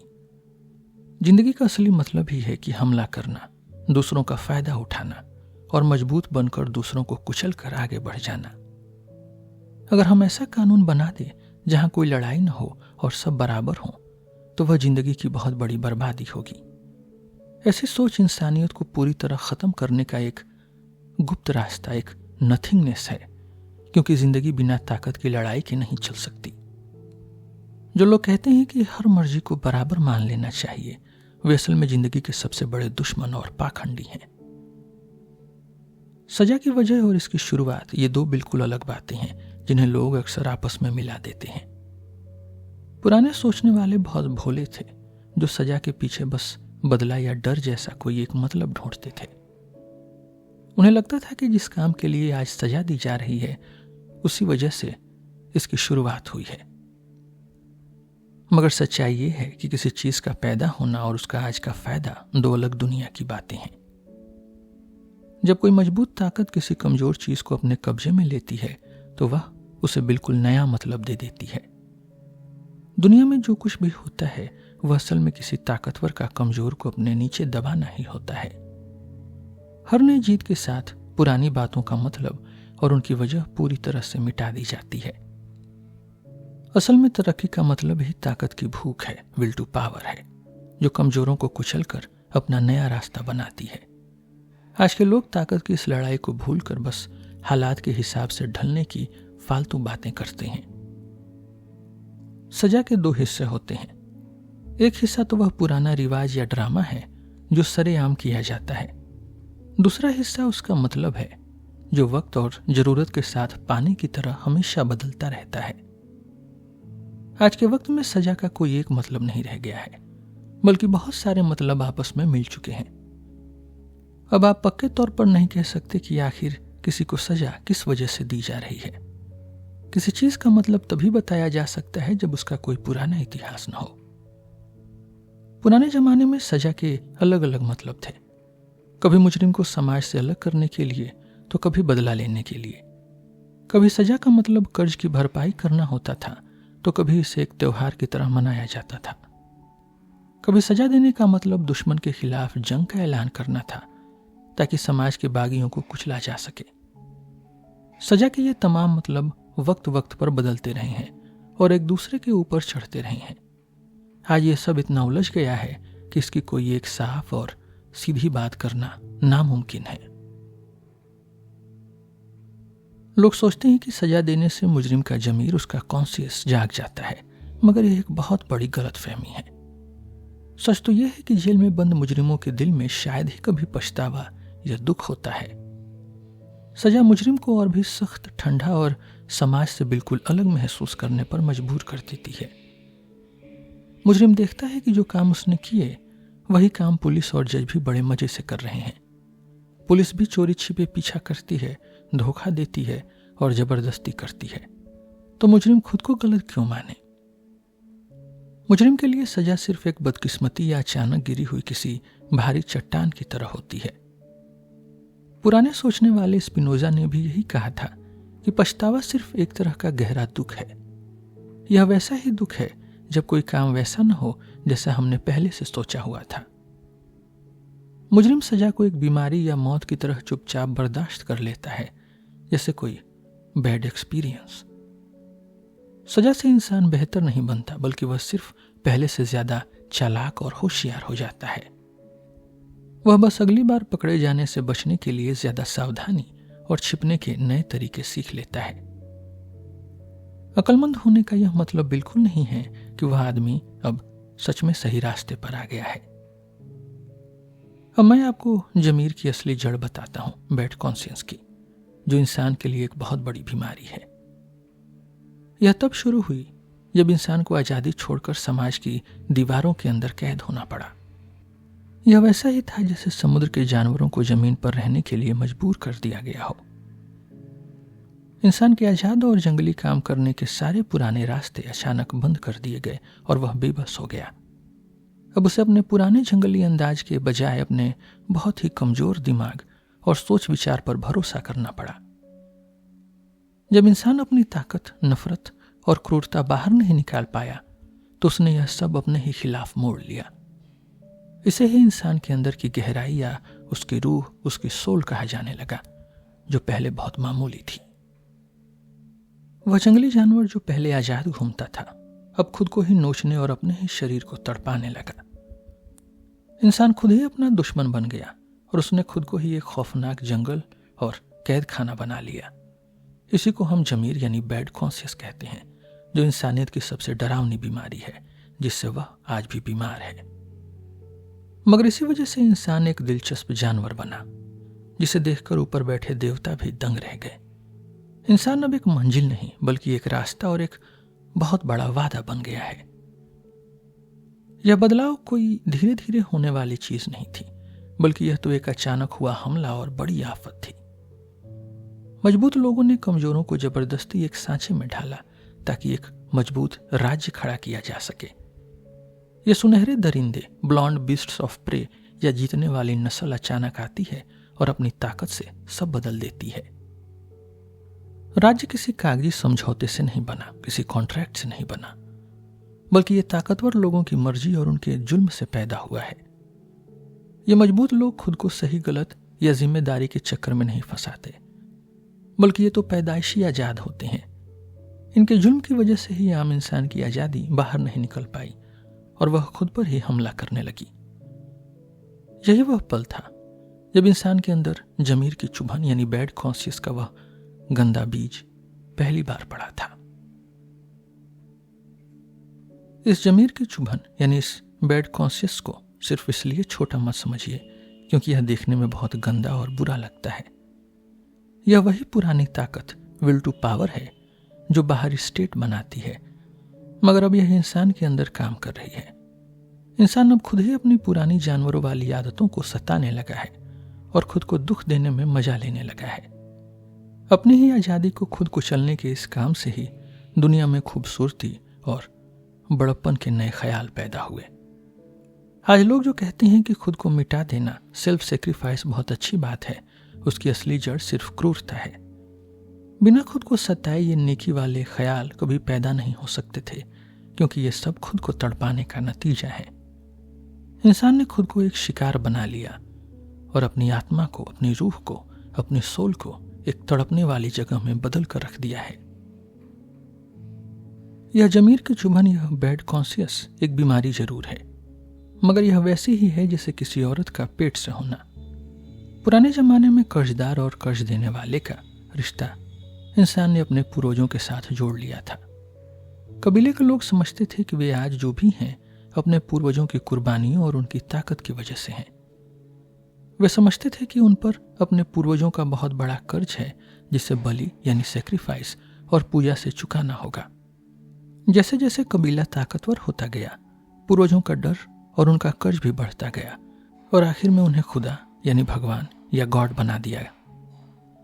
देवताओं की शुरुआत प्यार से नहीं बल्कि इसी डर, इसी फियर और कर्ज को न चुका पाने के भारी बोझ से हुई थी। इतिहास बताता है कि देवताओं का यह कर्ज कबीलों के खत्म होने के साथ खत्म नहीं हुआ। जैसे जैसे भगवान का ख्याल बड़ा होता गया, वैसे वैसे इंसान के ऊपर यह गुनहगार होने का बोझ भी बढ़ता गया। कृष्ण भगवान के आने के साथ यह कर्ज और गुनाह का एहसास दुनिया में सबसे ऊंचे मुकाम पर पहुंच गया। लेकिन जैसे जैसे आज लोग भगवान पर भरोसा करना छोड़ रहे हैं, वैसे वैसे यह कर्ज का बोझ भी धीरे धीरे कम हो रहा है। अगर एक दिन भगवान का डर पूरी तरह खत्म हो गया तो इंसान फिर से पहले जैसा मासूम और आजाद हो जाएगा। गुनाह और फर्ज, गिल्ट और ड्यूटी को इंसान के जमीर यानी बैड कॉन्शियस में इतना गहरा ठूस दिया गया कि अब इसे चुकाना नामुमकिन सा लगता है। इन लोगों ने यह पक्का कर दिया कि इंसान अपना कर्ज कभी न उतार पाए और उसे हमेशा सजा मिलती रहे। फिर क्रिश्चियन धर्म ने एक बहुत ही शातिर और चालाक चाल चली जिसे लोग बहुत बड़ा काम मानते हैं। उन्होंने कहा कि भगवान खुद को ही कुर्बान कर देगा ताकि वह इंसान का कर्ज खुद ही चुका सके। यानी कर्ज देने वाला खुद ही कर्जदार के लिए मर गया और इसे प्यार का नाम दे दिया गया। इस सब के नीचे असल में क्या चल रहा है? क्या आप यह घोटाला, यह स्कैम समझ पा रहे हैं? इंसान के अंदर का वह जंगली जानवर जिसे बाहर हमला करने से रोक दिया गया, अब खुद को तड़पाने के तरीके ढूंढ रहा है।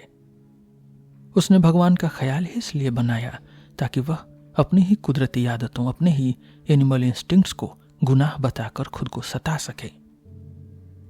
उसने पैराडाइस और हेल, जन्नत और दोज़ख जैसे डरावने खेल इसलिए बनाए ताकि वह खुद को कभी न खत्म होने वाला दर्द दे सके। यह इंसान वाकई एक पागल और बीमार जानवर है जो अपनी ही आत्मा, अपनी सोल को जहर देने में लगा हुआ है। देवताओं का ख्याल हमेशा इंसान को नीचा दिखाने के लिए नहीं बनाया गया था। इसके और भी अच्छे मतलब हो सकते हैं। पुराने ग्रीक देवताओं को ही देख लीजिए, वो तो मजबूत और ताकतवर लोगों की अपनी ही एक शानदार परछाई थे। वे देवता इंसान को खुद से नफरत करना नहीं सिखाते थे, बल्कि उन्हें अपनी आजादी का मजा लेने में मदद करते थे। जब कोई ग्रीक गलती करता था तो वह उसे गुनाह नहीं बल्कि महज एक बेवकूफी कहते थे। वे कहते थे कि शायद किसी देवता ने उनके दिमाग में शक डाल दिया होगा और वे अपनी इज्जत बचा लेते थे। अब मेरे पास 3 सवाल हैं। लोग पूछेंगे कि क्या मैं कोई नया उसूल, कोई नया आइडियल बना रहा हूं या पुराने को पूरी तरह तोड़ रहा हूं? क्या आपने कभी सोचा है कि दुनिया में किसी भी बड़े उसूल को बनाने के लिए कितनी बड़ी और कड़वी कीमत चुकानी पड़ती है? अगर कोई नया मंदिर खड़ा करना है तो पहले किसी पुराने मंदिर को पूरी तरह मिट्टी में मिलाना ही पड़ता है। यही असली कानून है। आज का इंसान हजारों सालों से खुद को तड़पाने, सेल्फ टॉर्चर और अपने ही रूह को, अपने ही सोल को जख्मी करने का एक बहुत ही गंदा नतीजा है। हमने अपनी कुदरती आदतों को बुरा मान लिया है जिससे वे हमारे जमीर, हमारे बैड कॉन्शियस का एक कभी न खत्म होने वाला हिस्सा बन गई हैं। हमें आज एक ऐसे मजबूत दिमाग की जरूरत है जो जंग, खतरे और दर्द को सहने की ताकत और बहुत मजबूत सेहत रखता हो। वह आदमी जरूर आएगा जो हमें इस सड़न और मरे हुए वसूलों से बचाकर इस धरती पर दोबारा जीने की एक नई उम्मीद देगा। वह आदमी भगवान और खालीपन को हराकर हमें फिर से आजाद करेगा।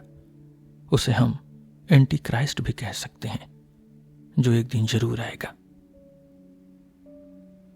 मगर अब मुझे बस खामोश हो जाना चाहिए, क्योंकि आगे की बातें कहने का हक सिर्फ आने वाले वक्त के बहुत मजबूत लोगों के पास है। ऐसी बातें कहने का असली हक सिर्फ उस जरथुस्त्र को है जो बिना किसी भगवान की अपनी मर्जी से और अपनी ताकत पर जीने का दम रखता है।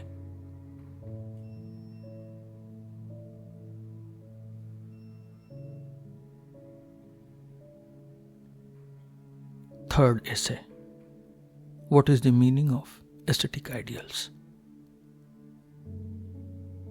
साधु संतों वाले इन वसूलों का असली मतलब क्या है? कलाकारों के लिए तो इसका कोई एक मतलब नहीं होता। पढ़े लिखे लोगों के लिए यह ऊंचे दिमाग वाला बनने का एक तरीका है। औरतों के लिए यह बस एक और दिखावा या चमक है। लेकिन ज्यादातर बीमार और कमजोर लोगों के लिए यह एक हथियार है। वे इसके जरिए खुद को दुनिया से बहुत अच्छा, टू गुड दिखाने का ढोंग करते हैं। पुजारी के लिए यह ताकत पाने का सबसे बड़ा और पक्का रास्ता है। इंसान की मर्जी खाली नहीं बैठ सकती, उसे कोई न कोई मकसद जरूर चाहिए। इंसान कुछ न चाहने के बजाय खालीपन को चाहना ज्यादा पसंद करता है। रिचर्ड वैगनर जैसे कलाकार ने बुढ़ापे में अचानक चेस्टिटी रहने का ढोंग क्यों किया? वह अपनी पुरानी मजबूत बातों को छोड़कर बिल्कुल उल्टा हो गया। क्या एक कलाकार का इस तरह बदल जाना कोई बड़ा घोटाला है? सच तो यह है कि मजे और साफ सफाई में कोई असली झगड़ा नहीं है। मजबूत और खुश रहने वाले लोग इन दोनों के बीच आराम से जी लेते हैं। हाफिज जैसे बड़े सोचने वालों ने जिंदगी के इसी झगड़े में असली मजा ढूंढा है। लेकिन जो लोग अपनी जिंदगी से हार चुके होते हैं वही पवित्रता की पूजा करते हैं। वैगनर जैसे आदमी ने आखिर में सोरों की तरह यह तमाशा क्यों दिखाया? वैगनर ने पार्सिफल जैसा मर्द होकर भी नामर्दों वाला और बेवकूफ किरदार क्यों बनाया? क्या वह बूढ़ा होकर वाकई एक सच्चा ईसाई बन गया था, एक क्रिश्चियन? क्या उसने जानबूझकर यह सब किया या यह सिर्फ एक मजाक था, एक जोक? एक बड़ा कलाकार वही है जो अपने काम और खुद पर हंसना जानता हो। अगर यह मजाक नहीं था तो यह अकल और मजे के खिलाफ एक गंदी नफरत है। वैगनर पहले आजादी और मजेदार जिंदगी की बातें करता था, मगर आखिर में वह उन्हीं पुराने और बीमार ख्यालों की तरफ लौट गया। उसने अपने चेलों से कह दिया कि कहीं कोई छुटकारा नहीं है। हमें हमेशा कलाकार को उसके काम से अलग करके देखना चाहिए। कलाकार तो सिर्फ वह मिट्टी या गोबर है जिससे फसल उगती है। फसल का मजा लेने के लिए मिट्टी की गंदगी को भूल जाना ही बेहतर है। अगर होमर खुद एक बड़ा योद्धा होता तो वह अकीलीज जैसा किरदार कभी नहीं लिख पाता। कलाकार असल दुनिया से हमेशा दूर रहता है, वह सिर्फ दिखावा करना जानता है। वैगनर इसी जाल में फंस गया और उसने अपनी आजादी खो दी। उसने अपनी कला को सड़े हुए ईसाई ख्यालों और खालीपन में डुबो दिया। कलाकार की अपनी कोई आजादी नहीं होती। वे हमेशा किसी धर्म, पुराने रिवाज या ताकतवर लोगों के नौकर बनकर रहते हैं। वे अकेले खड़े होने की हिम्मत नहीं रखते और उन्हें हमेशा किसी सहारे या बड़े नाम की जरूरत होती है। रिचर्ड वैगनर ने भी शोपेनहावर जैसे सोचने वालों का सहारा लिया ताकि वह अपने इन नए वसूलों को बड़ा दिखा सके। शोपेनहावर ने संगीत को सबसे ऊंची चीज बताया और कहा था कि संगीत सीधे इंसानी मर्जी की आवाज है।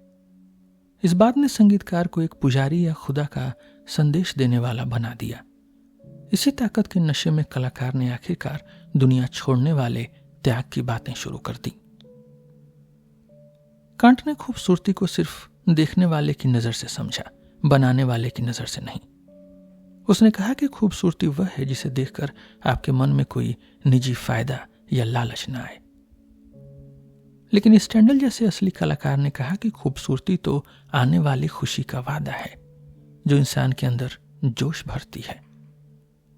शोपेनहावर ने कांट की बात को बड़े अजीब तरीके से माना। उसके लिए कला और संगीत उसकी सेक्स की भूख को शांत करने की दवाई की तरह थे। शोपेनहावर के लिए खूबसूरती उस कोल्हू के बैल जैसी जिंदगी से कुछ पल की छुट्टी थी।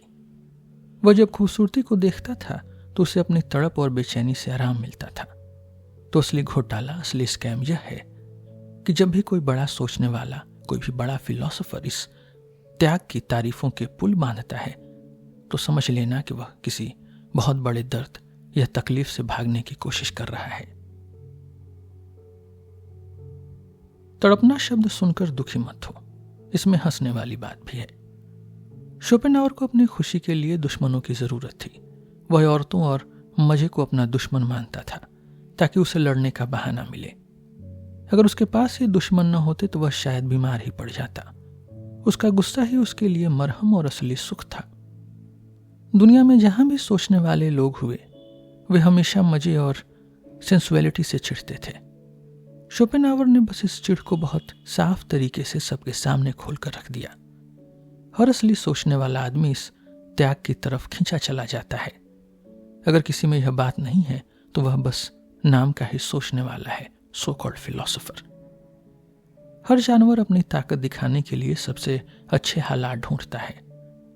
एक सोचने वाला भी अपनी ताकत दिखाने के लिए शादी से दूर भागता है। शादी उसके रास्ते का सबसे बड़ा रोड़ा और मुसीबत है। प्लेटो, कांट और शोपेनहावर जैसे लोग कभी शादीशुदा नहीं थे। सुकरात ने तो शायद मजाक में ही शादी की थी ताकि वह सबको दिखा सके कि शादी कितनी बड़ी बेवकूफ़ी है। बुद्ध ने भी बेटे के पैदा होने पर कहा था कि मेरे पैरों में एक जंजीर या बेड़ी डल गई है। वह समझते थे कि घर में रहना गंदगी जैसा है और असली आज़ादी घर छोड़ने में है। यह त्याग आज़ाद होने का एक बहुत बड़ा पुल या रास्ता है। एक सोचने वाला आदमी इस त्याग को अपनी दिमागी ताकत बढ़ाने के लिए इस्तेमाल करता है। वह दुनिया को बुरा नहीं कह रहा बल्कि अपनी ताकत को ऊंचाइयों पर ले जा रहा है। ये सोचने वाले इस त्याग के पक्के जज नहीं हो सकते। वे सिर्फ अपने बारे में सोचते हैं। उन्हें बस अपना काम प्यारा है। उन्हें आज़ादी चाहिए, शोर से दूरी चाहिए और फालतू के ड्यूटी से छुटकारा चाहिए। वे ऊंचाइयों पर उड़ना चाहते हैं जहां हवा साफ और ताजा हो। वे चाहते हैं कि उनके दिमाग के कुत्ते चैन से बंधे रहें और कोई शोर न करे। उनके लिए त्याग सिर्फ अपनी दिमागी ताकत बढ़ाने का एक मजेदार तरीका है। इस त्याग के 3 बड़े नाम हैं: गरीबी, सादगी और औरतों से दूरी। पॉवर्टी, ह्यूमिलिटी और चेस्टिटी। हर बड़े सोचने वाले की जिंदगी में ये तीनों चीजें किसी न किसी तरह जरूर होती हैं, लेकिन यह उनके लिए कोई नेकी नहीं है, कोई वर्चू नहीं, बल्कि ये उनके काम के लिए जरूरी है। उनका बड़ा दिमाग बाकी छोटी इच्छाओं को काबू में रखता है। अगर वह ऐसा न करे तो वह बड़ा दिमाग बन ही नहीं सकता। इसमें महान बनने वाली कोई बात नहीं है, यह तो बस जरूरत है। वह रेगिस्तान जहां ये आजाद लोग रहते हैं कोई फिल्मी जगह नहीं है। वह रेगिस्तान खुद ये लोग ही हैं। वे शोर शराबे, इज्जत, अखबारों और आज की राजनीति से नफरत करते हैं। वे चाहते हैं कि लोग उन्हें न पहचाने और वे चुपचाप अपना काम करें। उन्हें पुराने और ठंडे सन्नाटे से प्यार है। वे ऐसी जगह चाहते हैं जहां अपनी बात कहने के लिए चिल्लाना न पड़े। वे आज की हर बात से दूर भागना चाहते हैं। एक असली सोचने वाला 3 चीजों से दूर भागता है: नाम यानी फेम, बड़े लोग यानी प्रिंसेस और औरतें यानी वुमेन। वह एक साए की तरह होता है। जैसे जैसे सूरज ढलता है वह और बड़ा होता जाता है। वह सादगी से रहता है क्योंकि उसे सिर्फ अपने अंदर बढ़ रहे विचार की चिंता है। वह अपना सारा वक्त और ताकत सिर्फ उसी एक चीज के लिए बचाता है। उसे न दुश्मनों की फिक्र है और न दोस्तों की। वह सब कुछ आसानी से भूल सकता है। इन लोगों का चेस्टिटी रहना कोई मजहबी नफरत नहीं है। जैसे एक खिलाड़ी मैच के लिए अपनी ताकत बचाता है, वैसे ही ये लोग अपने काम के लिए शरीर की ताकत बचाते हैं। हर कलाकार जानता है कि बड़े काम की तैयारी के वक्त शरीर के मजे यानी इंटरकोर्स नुकसान पहुंचाते हैं। बड़ी ताकत हमेशा छोटी ताकत को खा जाती है। शोपेनहावर को भी खूबसूरती देखकर अपनी दिमागी ताकत का एहसास होता था। वहां मजा मरता नहीं है, बस वह दिमाग की गहरी सोच में बदल जाता है। त्याग और सोचने वाले लोगों का रिश्ता बहुत गहरा है। शुरुआत में सोचने वाला आदमी एक छोटे डरपोक बच्चे की तरह था। वह दुनिया के सामने खड़ा होने से बहुत डरता था। आज हम जिस अकल और आजादी पर गर्व करते हैं वह बहुत महंगी बिकी है। पुराने वक्त में शक करना या सवाल पूछना एक बहुत बड़ा गुनाह माना जाता था। जिसे हम आज मजबूत होने की निशानी मानते हैं वह पहले भगवान के खिलाफ गुस्ताखी थी। आज हम मशीनों से कुदरत का गला घोंट रहे हैं और खुद को भगवान से ऊपर समझते हैं। हम अपनी ही आत्मा के बीच से चीर कर देख रहे हैं जैसे वह कोई अखरोट हो। इतिहास में हर कदम के लिए हजारों लोगों ने अपनी जान दी है। जिसे हम आज सच कहते हैं उसे हजारों साल के खून खराबे और दर्द से खरीदा गया है। पुराने वक्त में बदला लेना और क्रूरता दिखाना ही असल नेकी मानी जाती थी। शुरुआत में सोचने वाले लोग या तो डराते थे या नफरत के लायक समझे जाते थे। वे खुद को लोगों की नजरों से बचाने के लिए पुजारी या जादूगर का भेष बदलते थे। वे अपने ही नई बातों पर यकीन करने के लिए खुद को बहुत तड़पाते थे। वे मजबूत होकर भी खुद को अकेला रखने के भूखे थे। वे पुरानी रीतियों को तोड़ने के लिए खुद अपने ही शरीर को दर्द देते थे। जैसे राजा विश्वामित्र ने हजारों साल खुद को तड़पाकर एक नया स्वर्ग खड़ा करने की ताकत पाई। उन्होंने अपने ही नरक से गुजरकर वह ताकत कमाई थी। आजाद ख्याल वाला आदमी हजारों साल तक पुजारी के कपड़ों में छिपा रहा, जैसे एक रंगीन तितली बहुत वक्त तक एक गंदी और काली कैटरपिलर के खोल में बंद रहती है। क्या आज का सोचने वाला आदमी वाकई आजाद हो पाया है? क्या उसके पास आज इतनी हिम्मत है कि वह उस पुराने पुजारी वाले खोल को उतार फेंके? क्या वह आज अपनी जिम्मेदारी खुद उठाने के लायक बन चुका है? अब असली खेल शुरू होता है। हम उस पुजारी से मिलेंगे जो इस साधु संत वाले उसूल का असली मालिक है। उसके लिए यह उसूल सिर्फ एक यकीन नहीं बल्कि उसकी ताकत और जीने की वजह है। अगर यह उसूल खत्म हो जाए तो पुजारी का वजूद ही खत्म हो जाएगा। वह अपनी जान बचाने के लिए उन लोगों से लड़ता है जो इस सोच को गलत कहते हैं। पुजारी कहता है कि यह जिंदगी एक गलत रास्ता है जिसे सुधारना जरूरी है। उसके हिसाब से यह दुनिया तो बस एक पुल है जो हमें दूसरी दुनिया में ले जाती है। पूरी धरती ऐसे लोगों से भरी पड़ी है जो खुद से और जिंदगी से नफरत करते हैं। यह पुजारी किसी एक नस्ल का नहीं है। यह हर जगह और हर जात में मिलता है। यह बड़े ताज्जुब की बात है कि जिंदगी खुद अपना ही दुश्मन कैसे बन गई। यह ऐसी बदले की जलन है जो जिंदगी की हर ताकत को रोकना चाहती है। उससे खुशी, खूबसूरती और अच्छी सेहत से चिढ़ होने लगती है। वह जानबूझकर सड़ने, दर्द सहने और खुद को तड़पाने में मजा ढूंढता है। तड़पते हुए मरना ही इस पुजारी की सबसे बड़ी जीत मानी जाती है। जब ऐसा बीमार आदमी सोचने वाला बनता है तो वह सच को ही झूठ साबित करने लगता है। वह कहता है कि यह शरीर और यह दुनिया सिर्फ एक धोखा है। वह अपनी अकल से ही नफरत करने लगता है क्योंकि अकल उसे सच दिखाती है। वह कहता है कि असली सच को समझना हमारी अकल के बस की बात नहीं है। मगर हकीकत में पक्की सच्चाई जैसी कोई चीज नहीं होती जो बिना किसी स्वार्थ के हो। देखने और समझने के लिए हमेशा एक नजरिया चाहिए होता है। हम किसी चीज को जितने ज्यादा अलग अलग नजरों से देखेंगे हमारी समझ उतनी ही गहरी होगी। जो लोग कहते हैं कि अपनी मर्जी को पूरी तरह मार दो, वे दिमाग को नामर्द बना रहे हैं। बिना मर्जी और बिना पसंद नापसंद के कोई भी सच जानना पॉसिबल ही नहीं है। यह त्याग वाली बात सुनने में बड़ी बेवकूफी भरी लगती है। ऐसा लगता है जैसे जिंदगी खुद अपनी ही दुश्मन बन गई हो।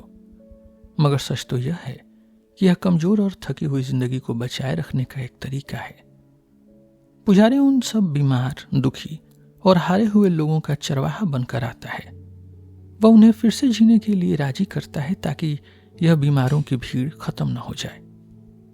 इंसान दुनिया का सबसे बीमार जानवर है क्योंकि उसने बहुत नए काम किए और बड़े खतरे मोल लिए हैं। उसने अपनी ताकत आजमाने के लिए कुदरत और भगवान तक को चुनौती दी है, इसलिए उसका बीमार होना लाजमी था। असली खतरा बुरे लोगों या दरिंदों से नहीं बल्कि इन बीमार और कमजोर लोगों से है। ये लोग मजबूत लोगों की जिंदगी और उनके भरोसे में जहर घोलने का काम करते हैं।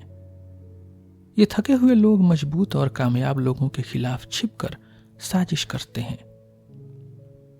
वे अपनी नफरत को इंसाफ और नेकी का नाम देकर सबको धोखा देते हैं। वे चाहते हैं कि ताकतवर लोग अपनी ताकत और खुशी पर शर्मिंदा महसूस करें। हमें मजबूत लोगों को इन बीमारों की सड़न और गंदी हवा से बिल्कुल दूर रखना होगा। हमें साफ हवा चाहिए। हमें इंसान पर आने वाले इस बेमतलब के तरस और घिन से खुद को बचाना होगा। सेहतमंद लोगों का यह काम नहीं कि वे बीमारों की सेवा करें। बीमारों को संभालने के लिए खुद एक बीमार रखवाला चाहिए। यहीं पर पुजारी का असली मतलब समझ आता है। पुजारी इस बीमार भीड़ का रखवाला और मालिक है। दुख पर राज करना ही उसकी सल्तनत और उसकी खुशी है। उसे खुद भी बीमार होना पड़ेगा ताकि वह उनकी तकलीफ समझ सके, मगर उसे मजबूत और ताकतवर भी होना होगा। तभी वह बीमार भीड़ उस पर भरोसा करेगी और उससे डरेगी भी।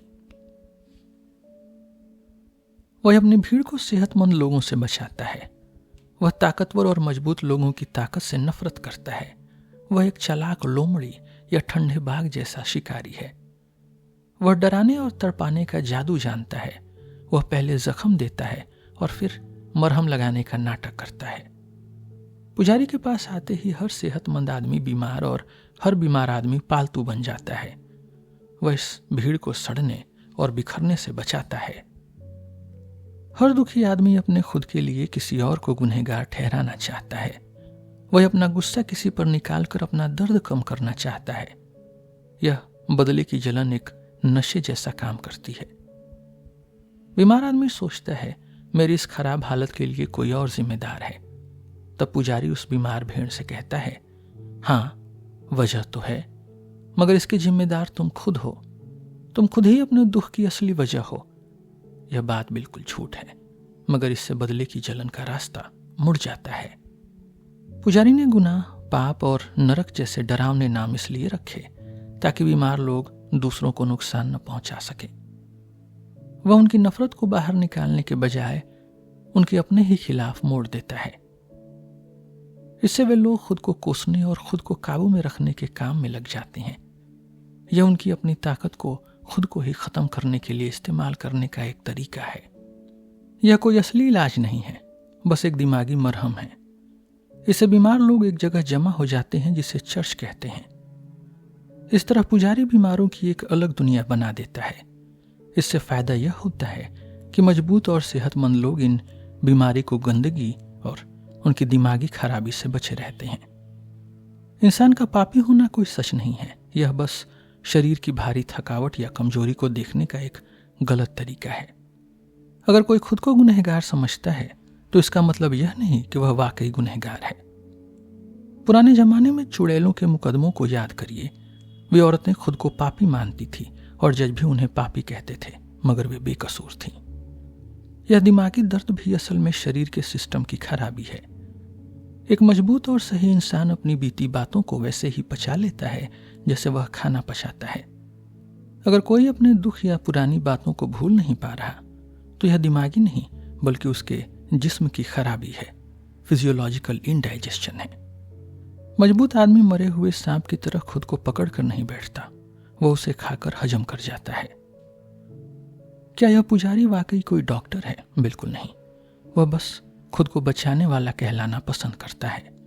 वह सिर्फ दर्द को दबाता है, मगर उस बीमारी की असली वजह को कभी नहीं सुधारता। पुजारी की दवाई तो बस एक धोखा है जो अंदर की खराबी को और बढ़ाती है। दिलासा देने के मामले में यह पुजारी बहुत बड़ा खिलाड़ी है।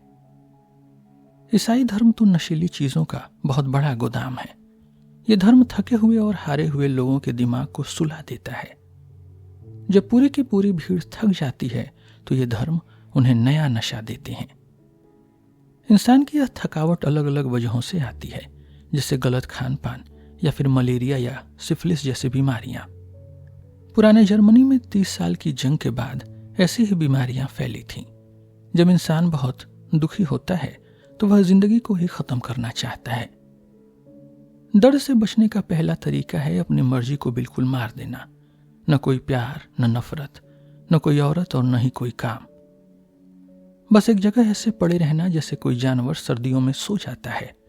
लोग इसे पवित्र होना कहते हैं, मगर यह बस खुद को सुलाने का तरीका है। भारत के पुराने सोचने वाले यानी इंडियन फिलोसोफर्स इसी को छुटकारा कहते थे, रिडेम्पशन। बुद्ध और वेदांत वालों का मानना है कि सही गलत के ऊपर उठना ही असली जीत है। उनके लिए गहरी नींद ही भगवान से मिलने का रास्ता है। जहां कोई दुख न हो, बस वही उनके लिए सच्चाई बन जाती है। असल में ये लोग जिंदगी से इतने थक चुके हैं कि उन्हें अब मौत जैसा सन्नाटा ही प्यारा लगता है। दर्द को सुलाने का एक और आसान तरीका है हर वक्त काम में जुटे रहना, मैकेनिकल एक्टिविटी। आजकल लोग इसे काम की बरकत, ब्लेसिंग्स ऑफ वर्क कहते हैं, जो कि एक बड़ा धोखा है।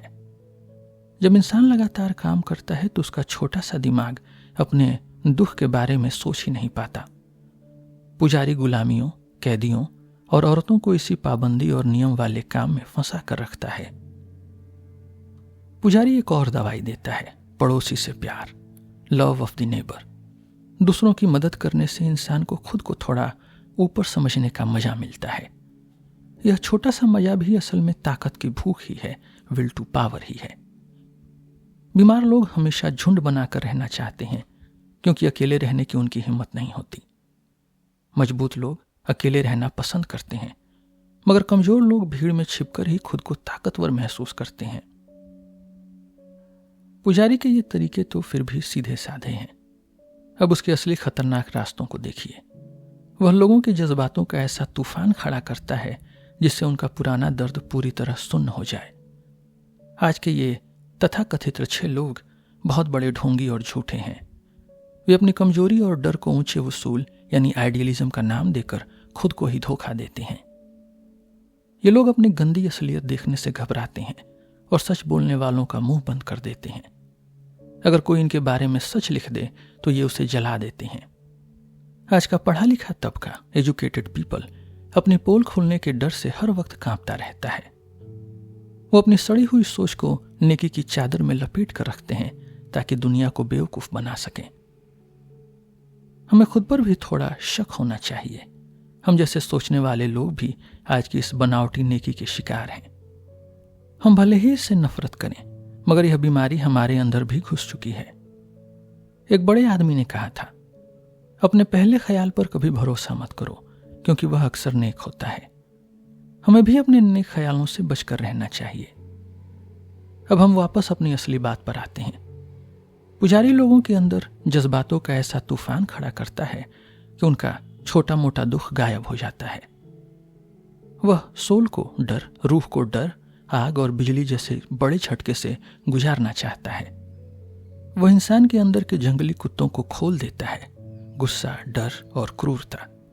वह इन सबको धर्म का नाम देकर इस्तेमाल करता है। यह इलाज बीमार को और भी ज्यादा बीमार कर देता है, लेकिन पुजारी इसे पूरी ईमानदारी और यकीन के साथ करता है। उसका मकसद बीमारी ठीक करना नहीं, बल्कि इंसान की उदासी और भारीपन को कुछ वक्त के लिए सुन्न कर देना है। वह चाहता है कि इंसान अपनी सड़ी हुई हालत को भूलकर जज्बातों में बह जाए। पुजारी का सबसे बड़ा घोटाला यह है कि वह इंसान को गुनाह का एहसास करा देता है। वह कहता है कि तुम्हारी तड़प का वजह तुम खुद हो। तुम जो भी दुख झेल रहे हो वह तुम्हारे ही किसी पाप की सजा है। जैसे ही बीमार आदमी यह बात मान लेता है, वह पापी में बदल जाता है, सिनर में। वह एक चाक से खींची गई लकीर में कैद मुर्गी की तरह हो जाता है, जिससे वह कभी बाहर नहीं निकल पाता। पिछले 2000 सालों से दुनिया में सिर्फ पापी ही नजर आते हैं। हर तरफ लोग अपने ही जमीर को कोड़ों से मार रहे हैं। वे भूखे रहते हैं, खुद को तड़पाते हैं और रोते हुए छुटकारा मांगते हैं। पुजारी की इस साजिश ने जिंदगी को बहुत ही दर्दनाक मगर मजेदार बना दिया है। लोग अब दर्द से पीछा नहीं छुड़ाना चाहते, बल्कि वे चिल्लाते हैं कि मुझे और दर्द दो, और दर्द दो। पुजारी जीत चुका है। उसका राज पूरी दुनिया पर छा चुका है। पुजारी की इस दवाई ने किसी का भला नहीं किया। जिसे लोग सुधार कहते हैं, उसका असली मतलब है इंसान को पालतू बनाना और उसे कमजोर करना। पुजारी जहां भी अपनी सजा और पछतावे का तरीका लेकर गया, वहां दिमागी नसें फटने और पागलपन की बीमारियां फैल गईं। इतिहास गवाह है कि इसके बाद पूरे यूरोप में लोग मौत जिंदाबाद चिल्लाते हुए पागल होकर नाचने लगे थे। इस त्याग ने यूरोप की सेहत को जितना नुकसान पहुंचाया है, उतना तो शराब या किसी गंदी बीमारी ने भी नहीं पहुंचाया। पुजारी ने अच्छी किताबों और कला का स्वाद भी पूरी तरह सड़ा दिया। मुझे न्यू टेस्टामेंट बिल्कुल पसंद नहीं है, क्योंकि इसमें बस छोटे लोगों की छोटी सोच और झूठी सादगी भरी हुई है। उसके मुकाबले ओल्ड टेस्टामेंट बहुत शानदार है। वहां मजबूत दिल वाले, असली और बड़े लोग मिलते हैं, जिनमें अपनी एक अलग ही शान है। न्यू टेस्टामेंट के ये छोटे लोग भगवान के साथ ऐसे पेश आते हैं जैसे वह उनके घर का कोई नौकर हो। लूथर जैसा गंवार आदमी भी भगवान से ऐसे तू तड़ाक करके बात करता था जैसे कोई तमीज ही न हो। एशिया के कुछ अनजान देशों में लोग अपने भगवान का नाम तक नहीं लेते, क्योंकि वे तहजीब जानते हैं। एटिकेट, यह त्याग, तमीज और अच्छे बर्ताव का सबसे बड़ा दुश्मन है। इस त्याग ने सिर्फ सेहत और स्वाद ही नहीं बिगाड़ा, बल्कि बहुत कुछ तबाह कर दिया है। मेरा मकसद यह बताना नहीं है कि इसने क्या क्या किया, बल्कि इसका असली मतलब क्या है, इस सोच के पीछे क्या छुपा है और यह किस चीज का अधूरा रूप है। हमें यही समझना है। इस त्याग के पास एक ऐसा मकसद है जिसके सामने दुनिया की बाकी सारी चीजें छोटी लगती हैं। यह हर दौर और हर कौम को सिर्फ अपने ही नजरिए से देखता है। यह सोच किसी और ताकत के आगे नहीं झुकती और खुद को सबसे ऊपर मानती है। लोग कहते हैं कि आज के विज्ञान ने इस पुराने उसूल को हरा दिया है, मगर यह सिर्फ शोर मचाने वालों की बकवास है, जिनकी बातों में कोई गहराई नहीं है। सच तो यह है कि आज का विज्ञान खुद पर भी यकीन नहीं रखता। यह इस त्याग का दुश्मन नहीं, बल्कि उसका सबसे नया और ऊंचा रूप है। आजकल के बहुत से पढ़े लिखे लोग अपने छोटे छोटे कोनों में काम करके खुश हैं। वे चाहते हैं कि हम भी आज के इस विज्ञान से संतुष्ट रहें, क्योंकि इसमें बहुत काम बाकी है। मगर सिर्फ मेहनत से काम करने का मतलब यह नहीं कि विज्ञान के पास कोई बड़ा मकसद है। सच तो यह है कि विज्ञान आज उन लोगों के छिपने की जगह है जो अंदर से दुखी हैं। यह उन लोगों का ठिकाना है जिनके पास न कोई बड़ा उसूल है और न ही कोई बड़ा प्यार। हमारे बेहतरीन पढ़े लिखे लोग दिन रात काम में सिर्फ इसलिए जुटे रहते हैं ताकि वे खुद से कुछ छिपा सकें। उनके लिए विज्ञान एक नशे की तरह है जो उन्हें खुद की असलियत भूलने में मदद करता है। वे सिर्फ एक चीज से डरते हैं, अपने होश में आने से और अपनी बीमारी को पहचानने से। अब उन थोड़े से पढ़े लिखे लोगों को देखो जो खुद को बहुत आजाद समझते हैं। ये लोग सोचते हैं कि वे पुराने मजहबी उसूलों, एस्थेटिक आइडियल के सबसे बड़े दुश्मन हैं, मगर हकीकत में वे इसके सबसे ज्यादा गुलाम हैं, क्योंकि उन्हें सच पर बहुत ज्यादा यकीन है। हम जासूसों ने यह समझ लिया कि जिस बात पर पक्का यकीन हो उसमें अक्सर कोई बड़ा घोटाला छिपा होता है। यकीन किसी बात को सच साबित नहीं करता, बल्कि वह सिर्फ इंसान को अच्छा महसूस कराता है। ये आज के नास्तिक और खुद को आजाद कहने वाले लोग असल में मजहब के ही सिपाही हैं। वे अभी सच की वैसी ही पूजा करते हैं जैसे पुराने लोग भगवान की करते थे। हजारों साल पहले एसेसिन्स नाम का एक गुट था जो वाकई आजाद था। उनका गुप्त मंत्र था कि कुछ भी सच नहीं है, सब कुछ करने की इजाजत है। Nothing is true, everything is permitted. यही असली दिमागी आजादी है, जहां इंसान सच में बोझ को भी उतार फेंकता है। आज का विज्ञान भी बिना किसी पुराने यकीन के नहीं चल सकता। इसके पीछे वही पुरानी ईसाई सोच छिपी है कि सच ही खुदा है। ये पढ़े लिखे लोग आज भी उसी पुरानी आग से अपना काम चला रहे हैं। लेकिन अगर यह पता चले कि भगवान हमारा सबसे बड़ा झूठ है तो सच की क्या औकात रह जाएगी। अब वक्त आ गया है कि हम सच की कीमत पर ही सवाल खड़े करें। नहीं, जब मैं पुराने वसूलों के दुश्मन को ढूंढता हूं तो मुझे विज्ञान की बातें मत सुनाओ। विज्ञान अपने आप में कोई ताकत नहीं है, वह कभी अपने नए उसूल खुद नहीं बना सकता। सच तो यह है कि विज्ञान और ये पुराने उसूल दोनों एक ही थाली के चट्टे बट्टे हैं। दोनों ही सच को भगवान की तरफ पूछते हैं और उस पर शक करना पाप समझते हैं। कला इन पुराने उसूलों की असली दुश्मन है, क्योंकि कला झूठ को मजेदार बनाती है।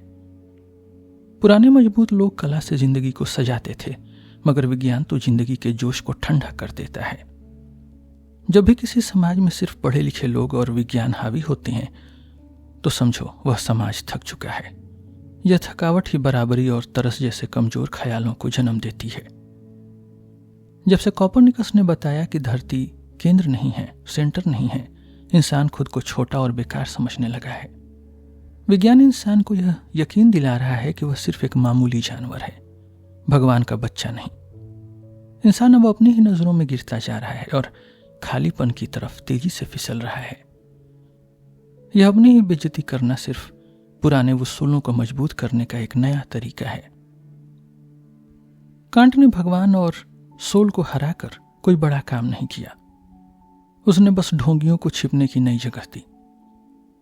आजकल के लोग जो कहते हैं कि हमें कुछ नहीं पता, वे सिर्फ सवालिया निशान की पूजा कर रहे हैं। उनकी नई दलील यह है कि हमें कुछ नहीं पता, इसलिए भगवान जरूर होगा। यह पुराने वसूलों की बहुत बड़ी जीत है और इंसानियत के लिए एक बहुत बड़ा धोखा है। आज का इतिहास खुद को एक आईना कहता है। वह दावा करता है कि वह किसी का जज नहीं बनेगा। वह सिर्फ बातों को वैसा ही बताएगा जैसी वे हुई थी। यह सिर्फ नया ढोंग और खालीपन है। यह सब सिर्फ बर्फ की तरह ठंडा और बेजान काम है। यहां जिंदगी की कोई उम्मीद या मजा नहीं बचा है। यहां सिर्फ बेकार और सब खत्म जैसी आवाजें आती हैं। कुछ लोग खुद को कलाकार कहकर इतिहास के साथ मजाक करते हैं। ये आराम कुर्सी पर बैठने वाले पढ़े लिखे लोग बहुत गंदे हैं।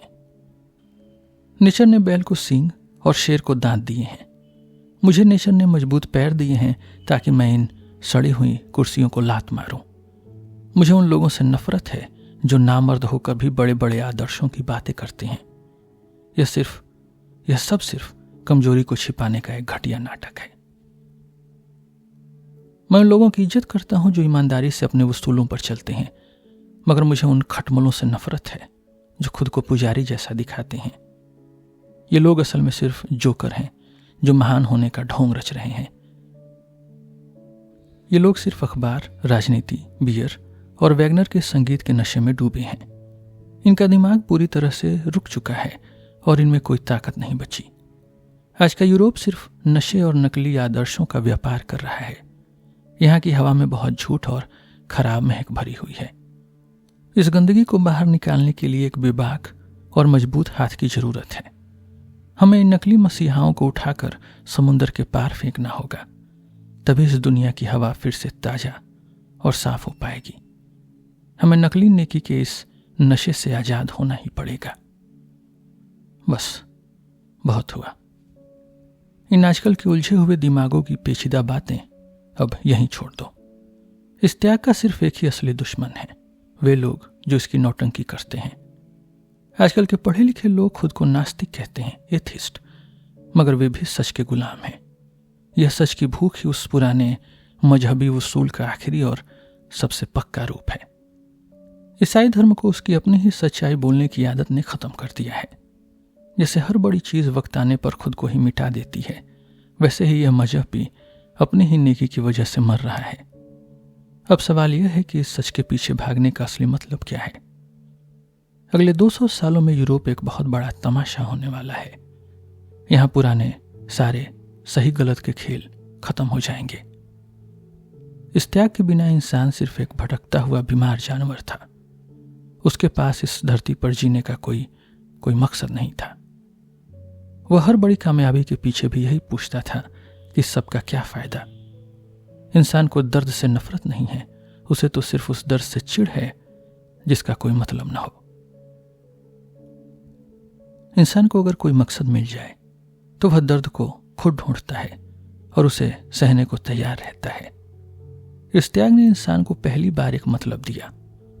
इसने इंसान के खालीपन को भर दिया और उसे खुदकुशी करने से बचा लिया, चाहे वह मतलब गुनाह और सजा का ही क्यों न हो। कम से कम इंसान के पास अब कुछ चाहने के लिए था। लेकिन यह मर्जी, यह विल कैसी है? यह इंसान और जानवर दोनों से नफरत करने वाली मर्जी है। यह खूबसूरती, मजे और जिंदगी के हर सुख से डरने वाली सोच है। यह आजादी के खिलाफ एक बगावत है। यह सब सिर्फ खालीपन को चाहने का एक तरीका है।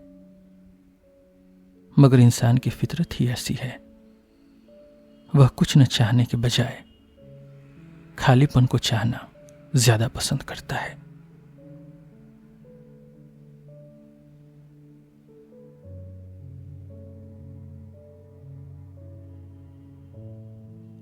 इसके साथ यह किताब पूरी तरह खत्म हुई। हम फिर मिलेंगे आपसे एक नए एपिसोड में एक नई किताब के साथ। मेरा नाम है रोहित और आप सुन रहे थे सिलेबस विद रोहित। धन्यवाद।